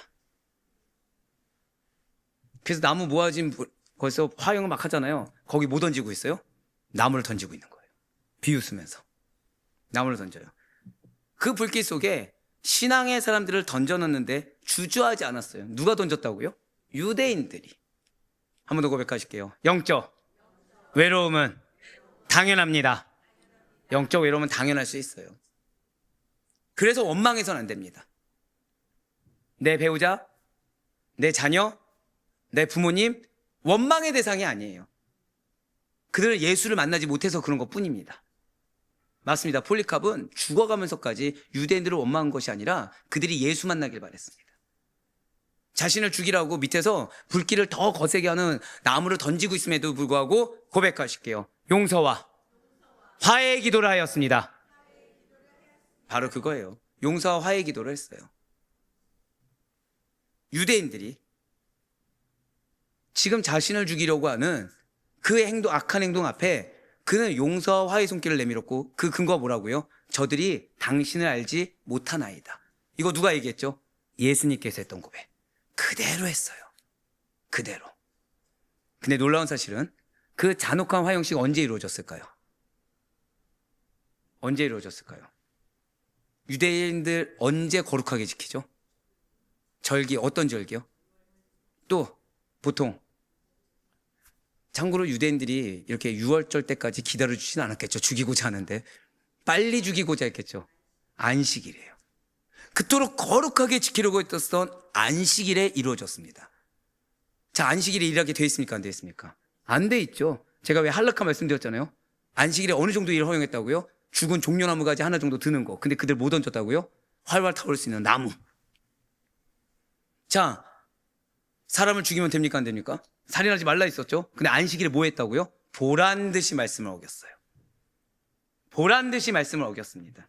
자칭 하나님의 백성이라고 하면서 정작 하나님을 거스르는 일 앞에서는, 정작 자신의 이 탐욕과 이 마음의 감정을 해소하는 일 앞에서는 자신들이 가장 신성하게 여기고 자신들이 가장 생명처럼 붙들었다는 그 율법조차 무시했다라는 거예요. 그러나 폴리팝은 그러한 불길 앞에서도 나는 그리스도인이라고 담대히 고백했고, 예수님이 말씀하신 그 말씀만을 증거하는데 내 입술이 다른 것으로 더럽히지 아니하는데 끝까지 순종했다는 거예요. 이러한 그의 용기와 신앙은 이후 서머나 교회 성도들에게 깊은 감동을 주었고, 많은 이들이 폴리캅과 동일한 믿음으로 절대 고백하실게요. 나와 동일한 믿음을 영혼들에게 허락하십니다. 그래서 지금 여러분들이 연단을 받는 거예요. 무섭지 않습니까? 나와 동일한 믿음을 나에게 붙여준 양들에게 허락하신다. 여러분들의 자녀가 여러분들과 동일한 믿음이라고 한번 생각해 보시길 바라요. 여러분들이 변화되기 원하는 배우자, 부모님, 형제, 자매들이 나와 동일한 믿음이라고 한번 생각해 보세요. 나와 똑같은 사람으로 바뀌게 된다. 목회자가 자기의 삶을 포기해야 되는 이유가 있습니다. 앞서 말씀드렸죠. 담임 목회자는 여러분들의 뭐라고요? 영적 부모입니다. 근데 바로 이거예요. 여러분들은 저와 동일한 믿음으로 나아가게 되실 것입니다. 주여 누굽니까? 주여 누굽니까? 아멘이 아니라 지금 주여. 제가 회개하겠습니다. 제가. 그러니 깨어 있어야 되는 거죠. 제가 타협하면 누구도 타협해요? 여러분도 타협하는 거예요. 제가 만약에 분별하지 못하고 엘리 제사장처럼 되면 여러분도 어떻게 되는 거예요? 잘 가야 엘리 제사장 되는 겁니다. 그래서 목회자는 깨어 있어야 돼요. 그래서 목회자는 죄송하지만 나의 삶보다 더 중요한 영적인 삶에 대해서 그 가치를 보여줄 수 있어야 되고, 그리고 여러분들 앞에 본이 돼야 된다는 거죠. 누구처럼요? 폴리캅처럼. 실제로 서머나 교회 기준은 폴리캅이었습니다. 이후에 물론 예수 그리스도가 기준이지만 신앙의 롤모델을 누구 삼는 거예요? 초대교부였던 폴리캅과 같이 동일한 믿음으로 그들이 순종하고 나아갔다는 거예요. 한 번 더 고백하실게요. 내가 본이 되어야 합니다. 바로 그거예요. 이처럼 서머나 교회는 겉으로 보기에 가난했겠죠. 당연히 성도들이 생업과 산업에 들어갈 수가 없으니까 가난했겠죠. 억울한 고난 많았겠죠. 하지만 영적으로 받을 상급이 풍부한 부유한 교회로 성장함은 변치 않은 사실입니다. 그렇습니다. 분명 주님께서는 이 서머나 교회 교인들에게 이기는 자는 둘째 사망의 해를 받지 않는다라고 약속해 주셨어요. 오늘 본문인 요한계시록 2장 11절 말씀 다시 한번 더 보시겠습니다. 귀 있는 자는 성령이 교회들에게 하시는 말씀을 들을지어다. 이기는 자는 둘째 사망의 해를 받지 아니하리라. 아멘. 여기서 둘째 사망이란 지옥의 형벌, 곧 영원한 심판을 가리킵니다.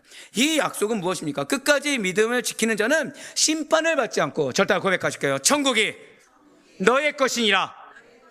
바로 그거예요. 이 둘째 사망의 해를 받지 않는다는 말씀은 그렇다고 해서 단순히 그럼 순교자는 천국을 간다, 그 정도 차원을 넘어서는 말입니다. 이는 서머나 교회의 역사적 상황과도 깊은 관련이 있어요. 폴리캅이 순교했습니다. 그래서 성도들이 그 폴리캅의 순교를 보고 은혜와 도전을 받았어요. 그래서 똘똘 뭉쳐서 성장하기 시작합니다. 그랬더니 박해가 사라졌을까요? 더해졌을까요? 로마의 박해가 정점에 이르게 됩니다. 여러분들 이거 기억하셔야 돼요. 자, 여러분들 결단하셨어요. 고난과 박해 가운데서도 믿음을 지켰습니다. 입술을 범죄하지 않았어요. 누구처럼? 폴리캅처럼 끝까지 말씀만을 증거했습니다. 그것을 간절히 기도했습니다. 그 다음에 뭐가 온다고요? 또 박해가 와요.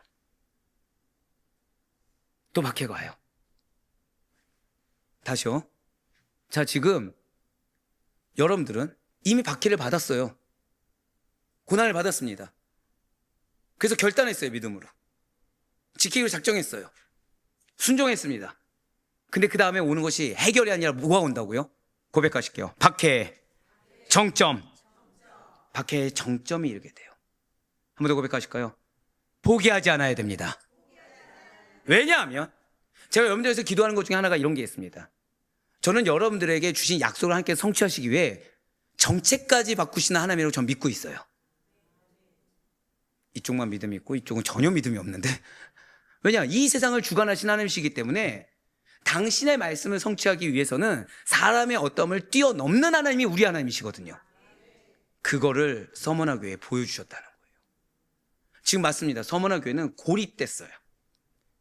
한 치 앞이 보이지 않습니다. 정확히 말하면 다 해결책도 보이지 않고 어떻게 해서 이 난관을 타개해 가야 될지 아무것도 보이지 않아요.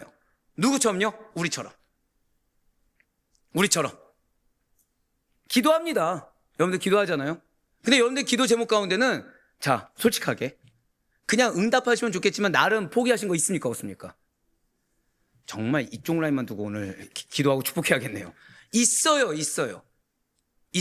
왜냐? 내 눈에 봐도 계산이 안 서는 거예요. 내 눈에 봐도 이 환경 해결, 이거는 정말 요원한 일이고 그 영혼의 변화 기대조차 할 수가 없다는 거죠. 나도 모르는 사이에 입술로는 넋두리처럼 읊조리지만 뭐 하게 돼요? 그냥 내려놓는 거예요. 기도하라 하니까 하는 거지, 사실은 정말 변할 걸 기대해서 기도하는 것도 아니고 정말 응답되면 좋겠지만 안 돼도 할 수 없지라는 포기를 내 마음속에 해버렸다는 거죠. 한 번 더 고백하실게요. 내가 포기해서는 안 됩니다.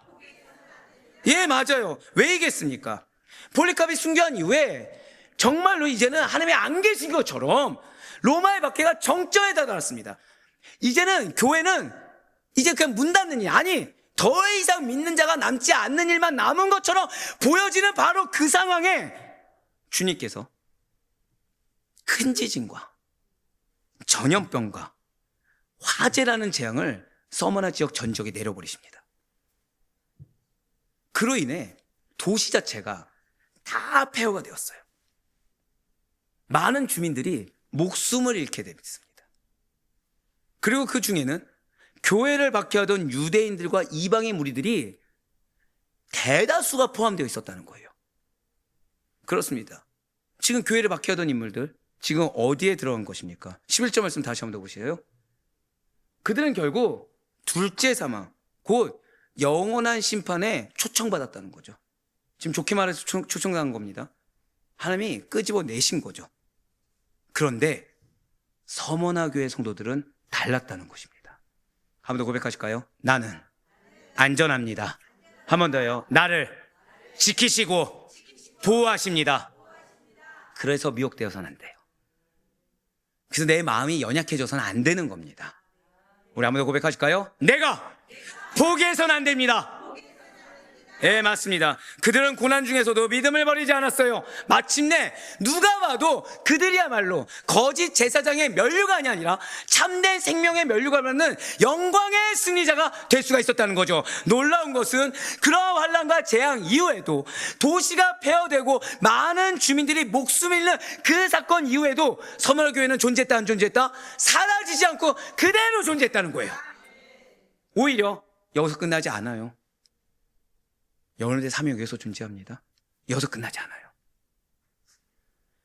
믿음 위에 다시 세워져서 오랫동안 존속하게 되는데 어느 정도였냐?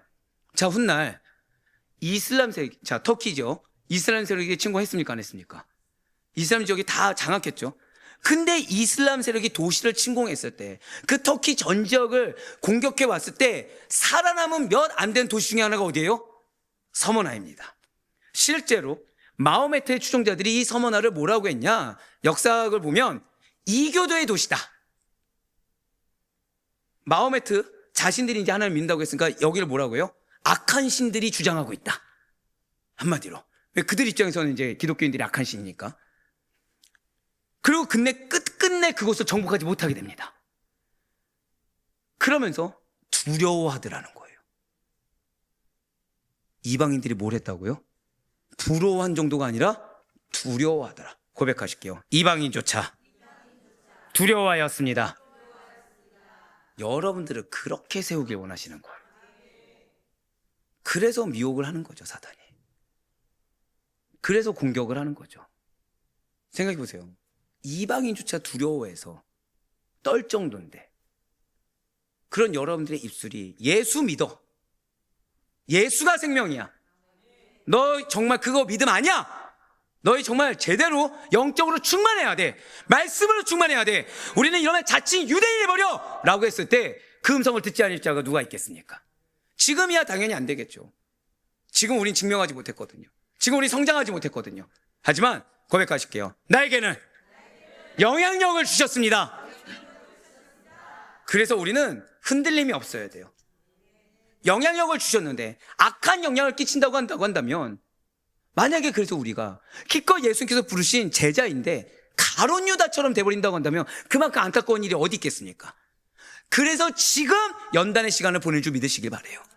지금 그래서 나는 없고 예수만 살아 숨쉬는, 나는 없고 하나님만 살아 숨쉬는, 그래서 내 입장에서는 하나님을 만나지 않으면 도저히 안 되겠는 그 상황으로 초청하신 줄 믿으시길 바랍니다. 한 번 더 고백하실게요. 나의 사명은 이방인조차 두려워하는 사명입니다. 맞습니다. 끝내 정복하지 못했어요. 끝끝내 이교도의 도시다, 악신이 지배한다 라고 하면서 도망친 도시가 서머나였습니다. 그것이 바로 고난과 박해를 이겨낸 교회가, 미혹되지 않아 타협하지 않은 성도가 세상에 남기는 믿음의 흔적입니다. 이거 기억하셔야 돼요.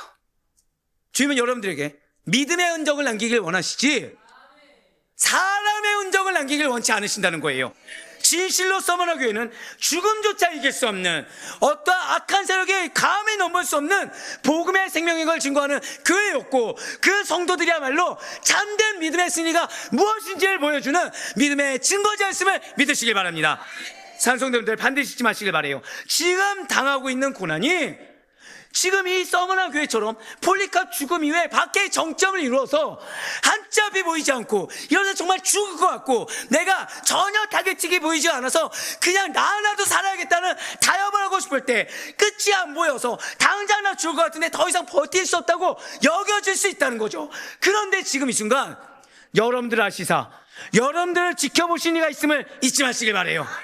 그분은 우리의 연약함을 알고 계시고 그 가운데 우리가 다 하나를 지키길 원하시고 계시다는 것입니다. 우리 앞에 있는 분한테 이렇게 우리 권면합시다. 우리 믿음만을 굳건히 지키시다. 타협하지 마세요. 타협하지 마세요. 그래 이것도 믿음이고 저것도 아니요. 예수가 전부가 아닌데 그걸 어떻게 믿음이라 얘기합니까? 성도는 항상 드린 말씀 있죠. 교회는 산에 있습니까? 도시에 있습니까? 산 아래에 있죠. 왜요? 변화시키라고. 믿음은, 성도는 나 혼자만 하나님 만나고 끝나는 자들이 성도가 아니에요. 변화시키는 자들입니다. 지상태의 위임 명령이 무엇이었습니까? 너희 혼자 기도하라? 너희 혼자 은혜 받으라? 가서 뭐 하라고요? 제자 삼으라. 근데 여기서 더 어려운 말이 있죠. 어떤 사람으로? 내가 좋아하는 사람으로? 나하고 잘 맞는 사람으로? 아니요. 고백하실게요. 모든 사람을. 예, 맞아요. 모든 사람 제자 삼으라고 그랬죠.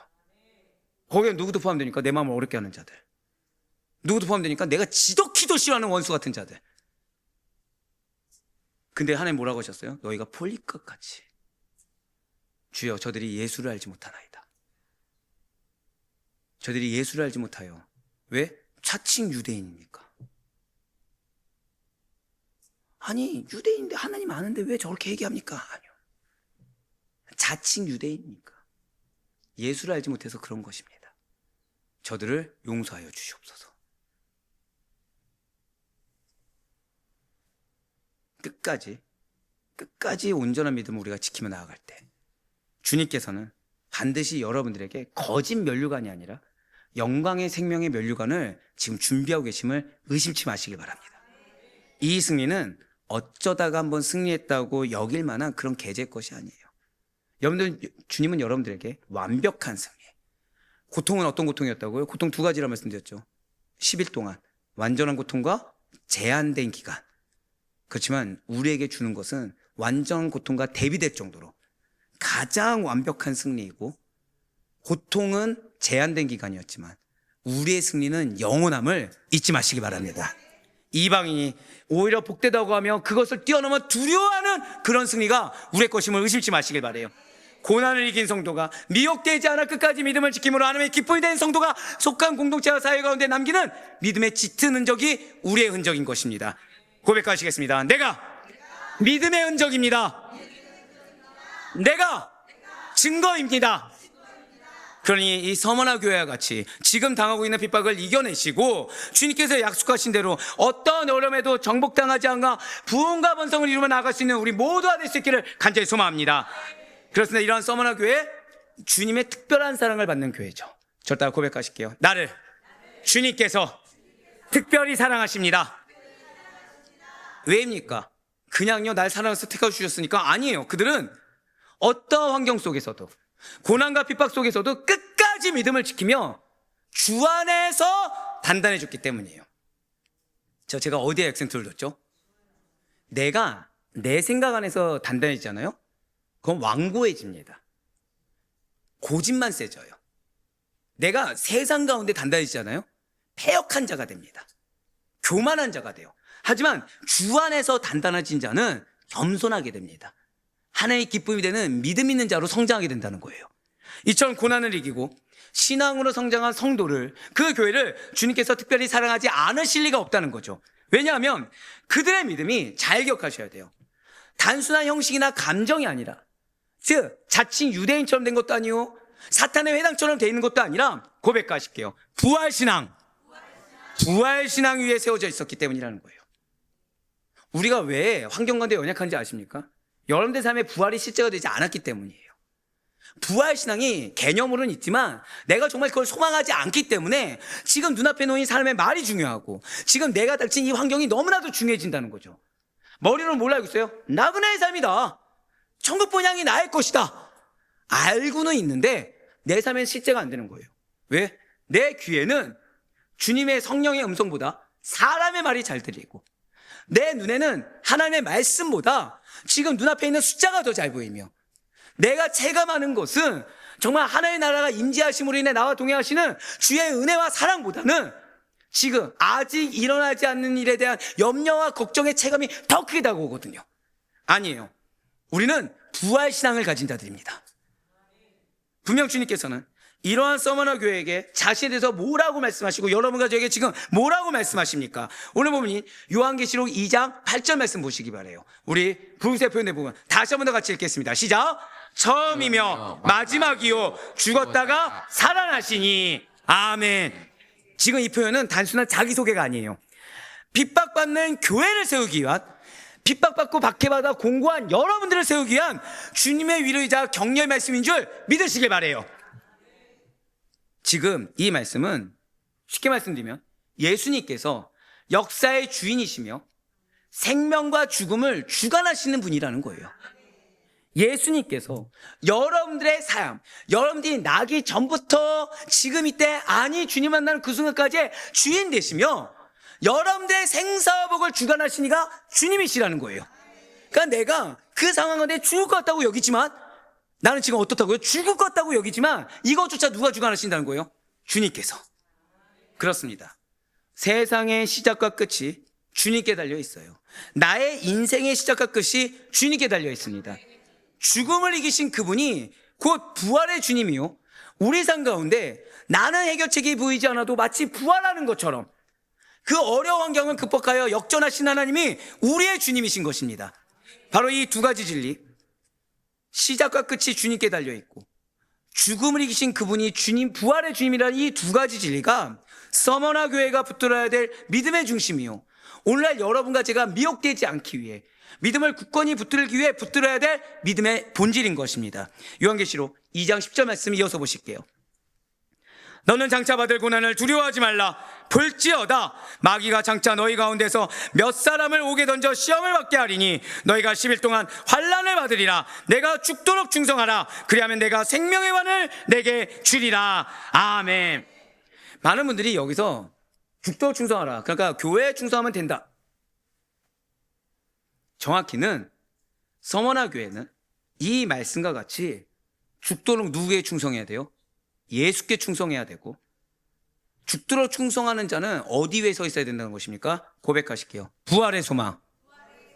여러분들 교회에서 많은 분들이 열심을 다하십니다. 많은 분들이 열심을 다하죠. 근데 분명히 교회 안에 예수 믿는 공동체고 열심을 다하는 자들의 모임인데 다툼이 있습니까? 없습니까?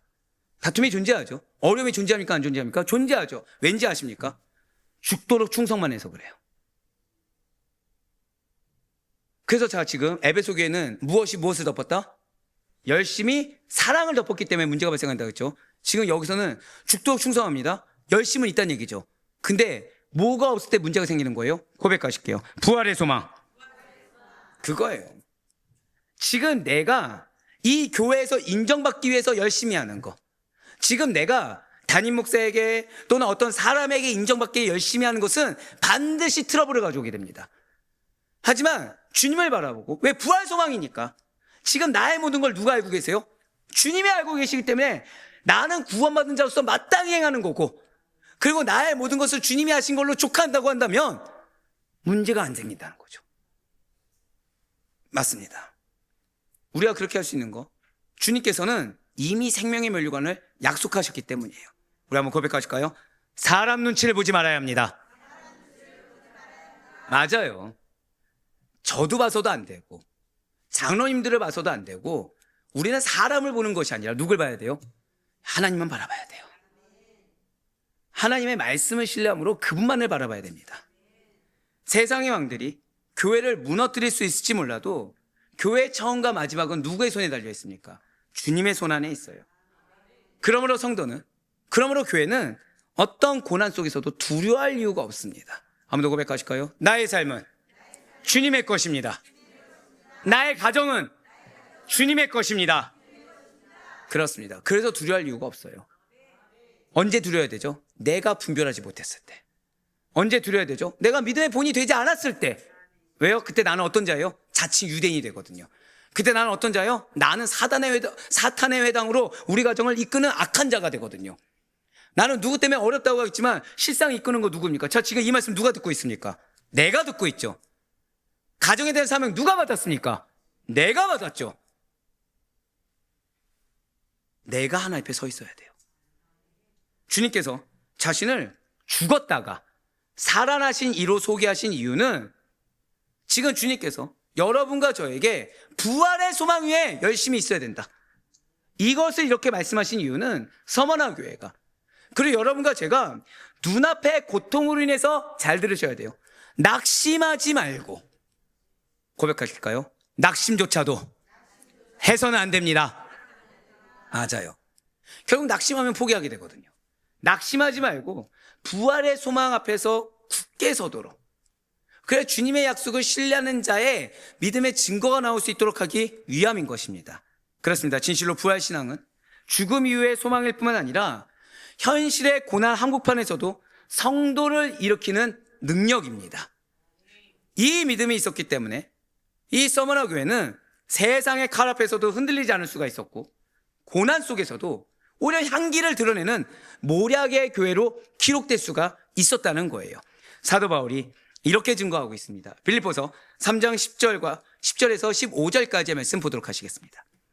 내가 그리스도와 그 부활의 권능과 그 고난의 참여함을 알고자 하여 그의 죽으심을 본받아 어떻게 해서든지 죽은 자 가운데서 부활에 이르려 하노니, 내가 이미 얻었다 함도 아니요 온전히 이뤘다 함도 아니라 오직 내가 그리스도 예수께 잡힌 바 된 그것을 잡으려고 달려가노라. 형제들아, 나는 아직 내가 잡은 줄로 여기지 아니하고 오직 한 일, 즉 뒤에 있는 것은 잊어버리고 앞에 있는 것을 잡으려고 표대를 향하여 그리스도 예수 안에서 하나님이 위에서 부르신 부름의 상을 위하여 달려가노라. 것이라. 그러므로 누구든지 우리 온전히 이룬 자들은 이렇게 생각할지니 만일 어떤 일에 너희가 달리 생각하면 하나님이 이것도 너희에게 나타내시니라. 아멘. 부활은 생명의 면류관을 받는 과정이요, 조건이 된다는 것을 잊지 마셔야 돼요. 어떠한 환난과 핍박이 어려운 그것이 중요한 것이 아니라 나를 향한 우리의 가정과 우리의 교회를 향한 주님의 뜻하심이 있다는 것을 깨닫는 것이 가장 중요합니다. 예수 그리스도를 믿고 나서 무엇을 원하고 계십니까? 우리는 바뀌어야 돼요. 예수님을 믿고 나서 현세에서 주님이 은혜 주셨어, 물질 축복을 받고 가정이 범사에다 잘 되고 평안히 사는 것을 마치 정말 주님께서 가장 큰 은혜를 주신 것처럼 여기는 우리들의 신앙 의식이 바뀌어야 됩니다. 우리는 동일한 성령님이시죠. 언제요? 서머나 교회 성도들에게 임한 성령님이 오늘 나에게 임한 성령님이십니다. 서머나 교회 성도들이 붙들었던 말씀이 오늘 나에게 주신 말씀입니다. 그 동일한 말씀과 동일한 성령님이 계시는데 어디서 차이가 있는 것입니까? 우리의 신앙 의식이 바뀌어야 돼요. 현세 행복을 풍성하게 누리는 것을 목표와 목적으로 삼는 자는 결코 부활과 영생의 축복에 갈급할 수가 없습니다. 한번 더 고백하실까요? 갈급함이 은혜입니다. 맞아요. 사실은 하나님 그냥 내버려 두셔도 되잖아요. 그냥 착각하게 내버려 두셔도 되잖아요. 왜요? 이미 증거는 다 얻어 하니까. 오늘 누가 증인이 된다고 했어요? 하늘과 땅을 증인 삼겠다고 하셨는데, 이 증인이 있으니까 너는 너가 잘못 생각했잖아, 난 그렇게 얘기한 적 없어, 너는 징계받아, 이래도 되잖아요. 근데 우리를 초청하셨다는 거죠. 갈급하게 하나님 만나기를 바라게, 정말 하나님 없으면 안 되게, 하나님 뭘 말씀하시지 깨닫게 초청하셨다는 거예요. 무엇을 바꾸기에? 고백하실게요. 나의 신앙의식이 바뀌어야 합니다. 예, 맞아요. 현세 행복을 풍성하게 누리는 것을 마치 정말 주님께서 은혜 주신 것처럼 착각하는 거. 현세의 내 삶에 아무런 문제 없이 그냥 내가 바라는 대로 해결하고, 사실 그 해결된 다음에 누가 올라가요? 나의 의가 올라가고 내가 사람에게 인정받기를 바라면서 그건 싹 감춰두고 마치 이 은혜 줘서 나에게 기회 주셨다, 나에게 큰 축복 주셨다고 착각하는 이들은 도저히 갈급할 수가 없습니다. 뭐예요? 부활의 축복에, 뭐예요? 영생의 축복에 갈급할 수 없습니다. 현세의 삶의 갈급함은 있을 수 있겠죠. 하지만 본질의 갈급함을 갖지 못한다는 거예요. 영적인 갈급함 느끼지 못한다는 거죠. 왜 이겠습니까? 조그마 핍박이 닥치면 시험에 빠져버립니다. 마음이 어렵다는 핑계로 금세 내가 원하는 다른 길을 선택하면서 거기에 교묘하게 하나님과 사명과 말씀을 끼워 맞춰버립니다. 알게 모르게 배교하고 타락했음에도 불구하고 자칭 유대인인 것처럼 포장해버립니다. 그러나 그러한 것들은 우리로 하여금 참된 승리를 맛볼 수가 없게 돼요.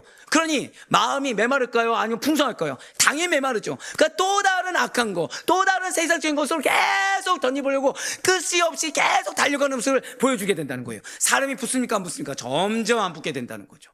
어떤 사람 붙습니까? 동일한 사람들만, 사탄의 회당에 속한 사람들만 계속 붙게 된다는 거예요. 그러나 그런 것들, 우리로 하여금 참된 승리를 맛볼 수가 없게 되기 때문에 주님은 우리에게 증거를 보여주고 계세요. 새벽 기도에 들으셨죠? 어떤 증거요? 말씀을 통해 증거 보여주십니다. 그 말씀을 통해 찔림, 우리 마음의 불편함, 어려움을 통해서 성령의 살아계심을 증거 삼게 하십니다. 그 상황이 가로막고 있는 것을, 트러블을 경험하게 하셔서 가로막고 있는 것을 증거로 삼으시다 고백하실게요. 내가 깨어 있어야 합니다. 내가 변화되어야 합니다. 그래서 그 극한 고난을 통해 부활신앙으로 무장한 성원아 교회와 같은 성도들만이 세상을 이기고 끝내 승리하게 될 것이기 때문에 우리는 그러한 길로 초청하시는 하나님의 음성을 들을 수 있는 우리 모두가 되길 간절히 소망합니다. 그렇습니다. 사랑하는 우리 성도 여러분들, 분명 주님께서는 우리 교회에게 처음부터 동일하게 명령하고 계시죠. 누구든지 나를 따르거든 자기를 부인하고 자기 십자가를 지고 따라오라. 처음부터 말씀해 주셨어요. 영덕 씨 기억하십니까? 2년 반 전에 제가 이 자리에 처음 섰을 때 뭐 하면 저 버리라고요? 말씀을 왜곡하면 버리셔야 된다 그랬고, 뭐 하면 버리셔야 된다고요? 영적으로 둔감해지면 버리셔야 된다 그랬습니다. 그렇죠? 근데 그건 동일하게 누구에게도 적용됩니까? 여러분들에게도 동일하게 적용돼요. 말씀에 깨어 있으셔야 돼요. 내가 체험받는 것보다 다른 것을 우선시해서는 안 됩니다. 영적인 체험보다, 말씀의 체험보다 다른 걸 더 중요하게 여기면 안 되고, 그 가운데 내가 항상 늘 항상 본이 되어 있어야 돼요. 내가 엘리제상처럼 둔해 있다? 둔감해져 있다? 다른 사람의 문제가 아닙니다. 내가 지금 문제죠. 내가 지금 하나님께서 나에게 뭐라 말씀하시는지 듣지 않고 내가 말하는 것을 하나님의 말로 착각하고 있다? 지금 누가 문제인 거예요? 고백하실게요. 자칭 유대인. 그냥 그 모습인 거예요. 자칭 유대인인 거예요. 그냥. 성도가, 그리고 주님의 몸된 공동체가 성장하길 바라신다고 한다면 고난은 필수적인 걸 잊어서는 안 돼요. 정확히는 그 고난을 대처하는 믿음과 순종의 자세가 필수적인 것입니다. 고난을 회피하는 교회는 자기 안녕과 자기 만족을 우선순위에 두는 변질된 교회입니다. 서머나 교회처럼 주님의 고난에 동참하는 교회가 그리스도의 향기를 발하게 되고 참된 신앙의 반석 위에 굳건히 서게 되는 것이지, 고난을 회피하기 위해서 타협하는 교회, 그것은 이미 변질된 교회로서 하나님께서 영성을 주지 않으십니다. 말씀의 능력을 주지 않으십니다. 주의 살아 역사하심을 경험하지 못하게 하십니다. 하지만 주님께서 오늘 약속해 주셨죠. 고난 받을 수 있어요. 근데 결단해야 된다는 거예요. 결단 후에 어떻게 온다고요? 고난의 절정, 박해의 절정이 올 수 있습니다. 하지만 끝까지 우리는 인내함으로, 믿음으로 이겨내야 됩니다. 왜요? 하나님께서 역사하세요. 하나님께서 역사하실 때 어떻게 해요? 한 번 더요. 나의 사명은 이방인조차 두려워하게 하시는 사역입니다. 잊지 마세요. 그런 서머나 교회 같은 성도들만이, 그런 공동체만이 참된 승리 가운데 이후에 어떤 어려움에도 무너지기는커녕 오히려 이방인조차 두렵다고 하는, 이방인조차 복되다고 하는 놀라운 승리의 결실을 맺게 됨을 반드시 놓치지 마시길 바라겠습니다. 이제 말씀 맺겠습니다. 서머나 교회는 우리가 이렇게 얘기했지만 조사하잖아요. 처절합니다. 진짜 처절해요. 제가 화형 하나만 말씀드렸지만 생각해보세요. 여러분들 지금 옆에 있는 분이 내가 믿어왔는데 나를 감옥으로 보내는데 일조한 거죠. 앞장선 거예요. 근데 감옥에서 사형당할 때 뭐 하고 있는 거예요? 앞에서 잔치를 벌이고 있는 거예요. 사형당하고 있을 때. 어떠시겠습니까? 이런 고난 속에서도 믿음을 잃지 않았어요. 그들은 부활하신 주님, 부활의 소망만을 바라보며 죽음조차 두려워하지 않았습니다. 그렇다고 해서 내가 믿음을 지킨 거에서 자랑하지도 않았어요. 왜요? 당연했거든요. 나는 구원받았고 나에게는 여기가 본향이 아니라 저천성이 있기 때문에. 그러한 서머나 교회는 환난과 궁핍을 이겨내고 우상숭배, 그런 미혹과 타협의 손길을 다 거절하며 신앙의 정절을 지켜서, 한 번 더 고백하실까요? 주님 앞에 증명하였습니다. 여러분들, 성도는 끝까지 주님 앞에 나의 정체성을 증명하는 자들이 성도입니다. 예배를 드린다고 다 똑같은 예배가 아니라고 말씀드렸잖아요. 예배 앞에서도 태도가 있고 이 예배를 드리고 나가는 저 발걸음에서부터 이미 또 갈라진다고 말씀드렸죠. 예, 맞아요. 우리의 삶은 끊임없이 주님 앞에 나의 정체성을 증명하는 성도의 삶입니다. 그리고 예수님께서는 이러한 성도가, 이러한 서머나 교회가 죽도록 충성하는 교회로 부활신앙을 지켜 생명의 면류관을 받게 될 것을 약속하셨고, 고백하실게요. 이미 부요합니다. 그걸 약속해 주셨어요. 예, 맞습니다. 서머나 교회는 영적으로 부유한 교회로 칭찬받았고, 그들은 이후에 어떤 어려움에서도 오히려 번성하는 교회가 되어 굳건하게 서 있을 수가 있게 되었습니다. 우리 이 자리에 기도하러 나왔죠. 분명 우리에게는 허다한 기도 제목, 아니요, 좋게 말해서 기도 제목이지 사실은 문제거리들이 많습니다. 내 마음을 어렵게 하는 문제거리들이 너무 많고, 그 기도 제목 앞에 나에게 기도시킨 데는 응답하기 위해서라는 걸 알면서도 내 입술에서 나온 거는 언제까지입니까? 라는 항변이 자연스럽게 나올 정도의 문제거리들이 맞아요. 하지만 지금 주님께서 뭐라고 말씀하셨습니까? 그 문제보다 지금 더 중요한 것은 그 문제 앞에 서 있는 나의 신앙의 태도라는 거예요. 그 기도 제목 앞에, 기도하는 자세 앞에 서 있는 나의 신앙의 태도라는 거죠. 더불어 지금 나에게 닥친 박해가 정말 무엇인지를 분별할 수 있어야 된다는 것입니다. 어떤 거는 박해가 아닌데 내가 박해로 치부해버린 것이 있고, 이미 박해가 임했음에도 불구하고 내가 박해인지 모르고 이미 타협한 상태에서 자칭 그리스도인으로 전락하고 있는데 깨닫지 못한 자가 있을 수가 있다는 거예요. 지금 그러한 가운데 이 기도의 시간을 주님께서는 왜 허락해 주신 것입니까? 주님께서는 왜 모세를 통해서 그 증거의 노래, 모세의 증거의 노래가 두 가지가 뭐라고요? 배교와 심판이죠. 노래가 무엇이었습니까? 너희는 배교하게 될 거야. 그래서 너희는 심판받게 될 거야. 이걸 노래로 부르라는 거예요, 이거를. 가나안 땅에 살면서 분명히 장구한 축복을 주길 원한다고 하면서 입술로는 뭐를 얘기하겠어요? 너희는 배교하게 될 거야. 너희는 심판받게 될 거야. 왜 그런 노래를 부르게 하신 것입니까? 이유는 하나예요. 절대 그렇게 가지 말라고. 이유는 하나예요. 고백하실게요. 나에게 승리를 주길 원하십니다. 내가 너를 위해 승리, 그것도 어떤 승리라고요? 이방인조차 복되는 걸 넘어서 두려워할 정도의 승리가 나의 것인데, 그 연약한 감정 하나 때문에, 그 연약한 소욕 하나 때문에, 그 탐심 하나 때문에 그 승리를 포기하지 말라는 거죠. 주님께서 이후에 어떠한 어려움에서도, 죄송한 말씀이지만, 자, 이후에 박해가 있다 없다? 있어요, 죄송하지만. 박해가 어느 정도라고요? 내가 깨달은 만큼 절정의 박해가 있을 수 있습니다. 하지만 고백하실까요? 반드시 하나님이 역사하십니다. 잊지 마시라는 거예요. 이후에 그런 박해의 절정까지 다다르는, 더 이상 내가 이제 더 이상 못 참겠다 여길 정도의 박해의 절정에서조차 오히려 번성하는 성도로, 한 번 더 고백하실까요? 나는 부유한 성도로, 번성하는 성도로 부름받았습니다.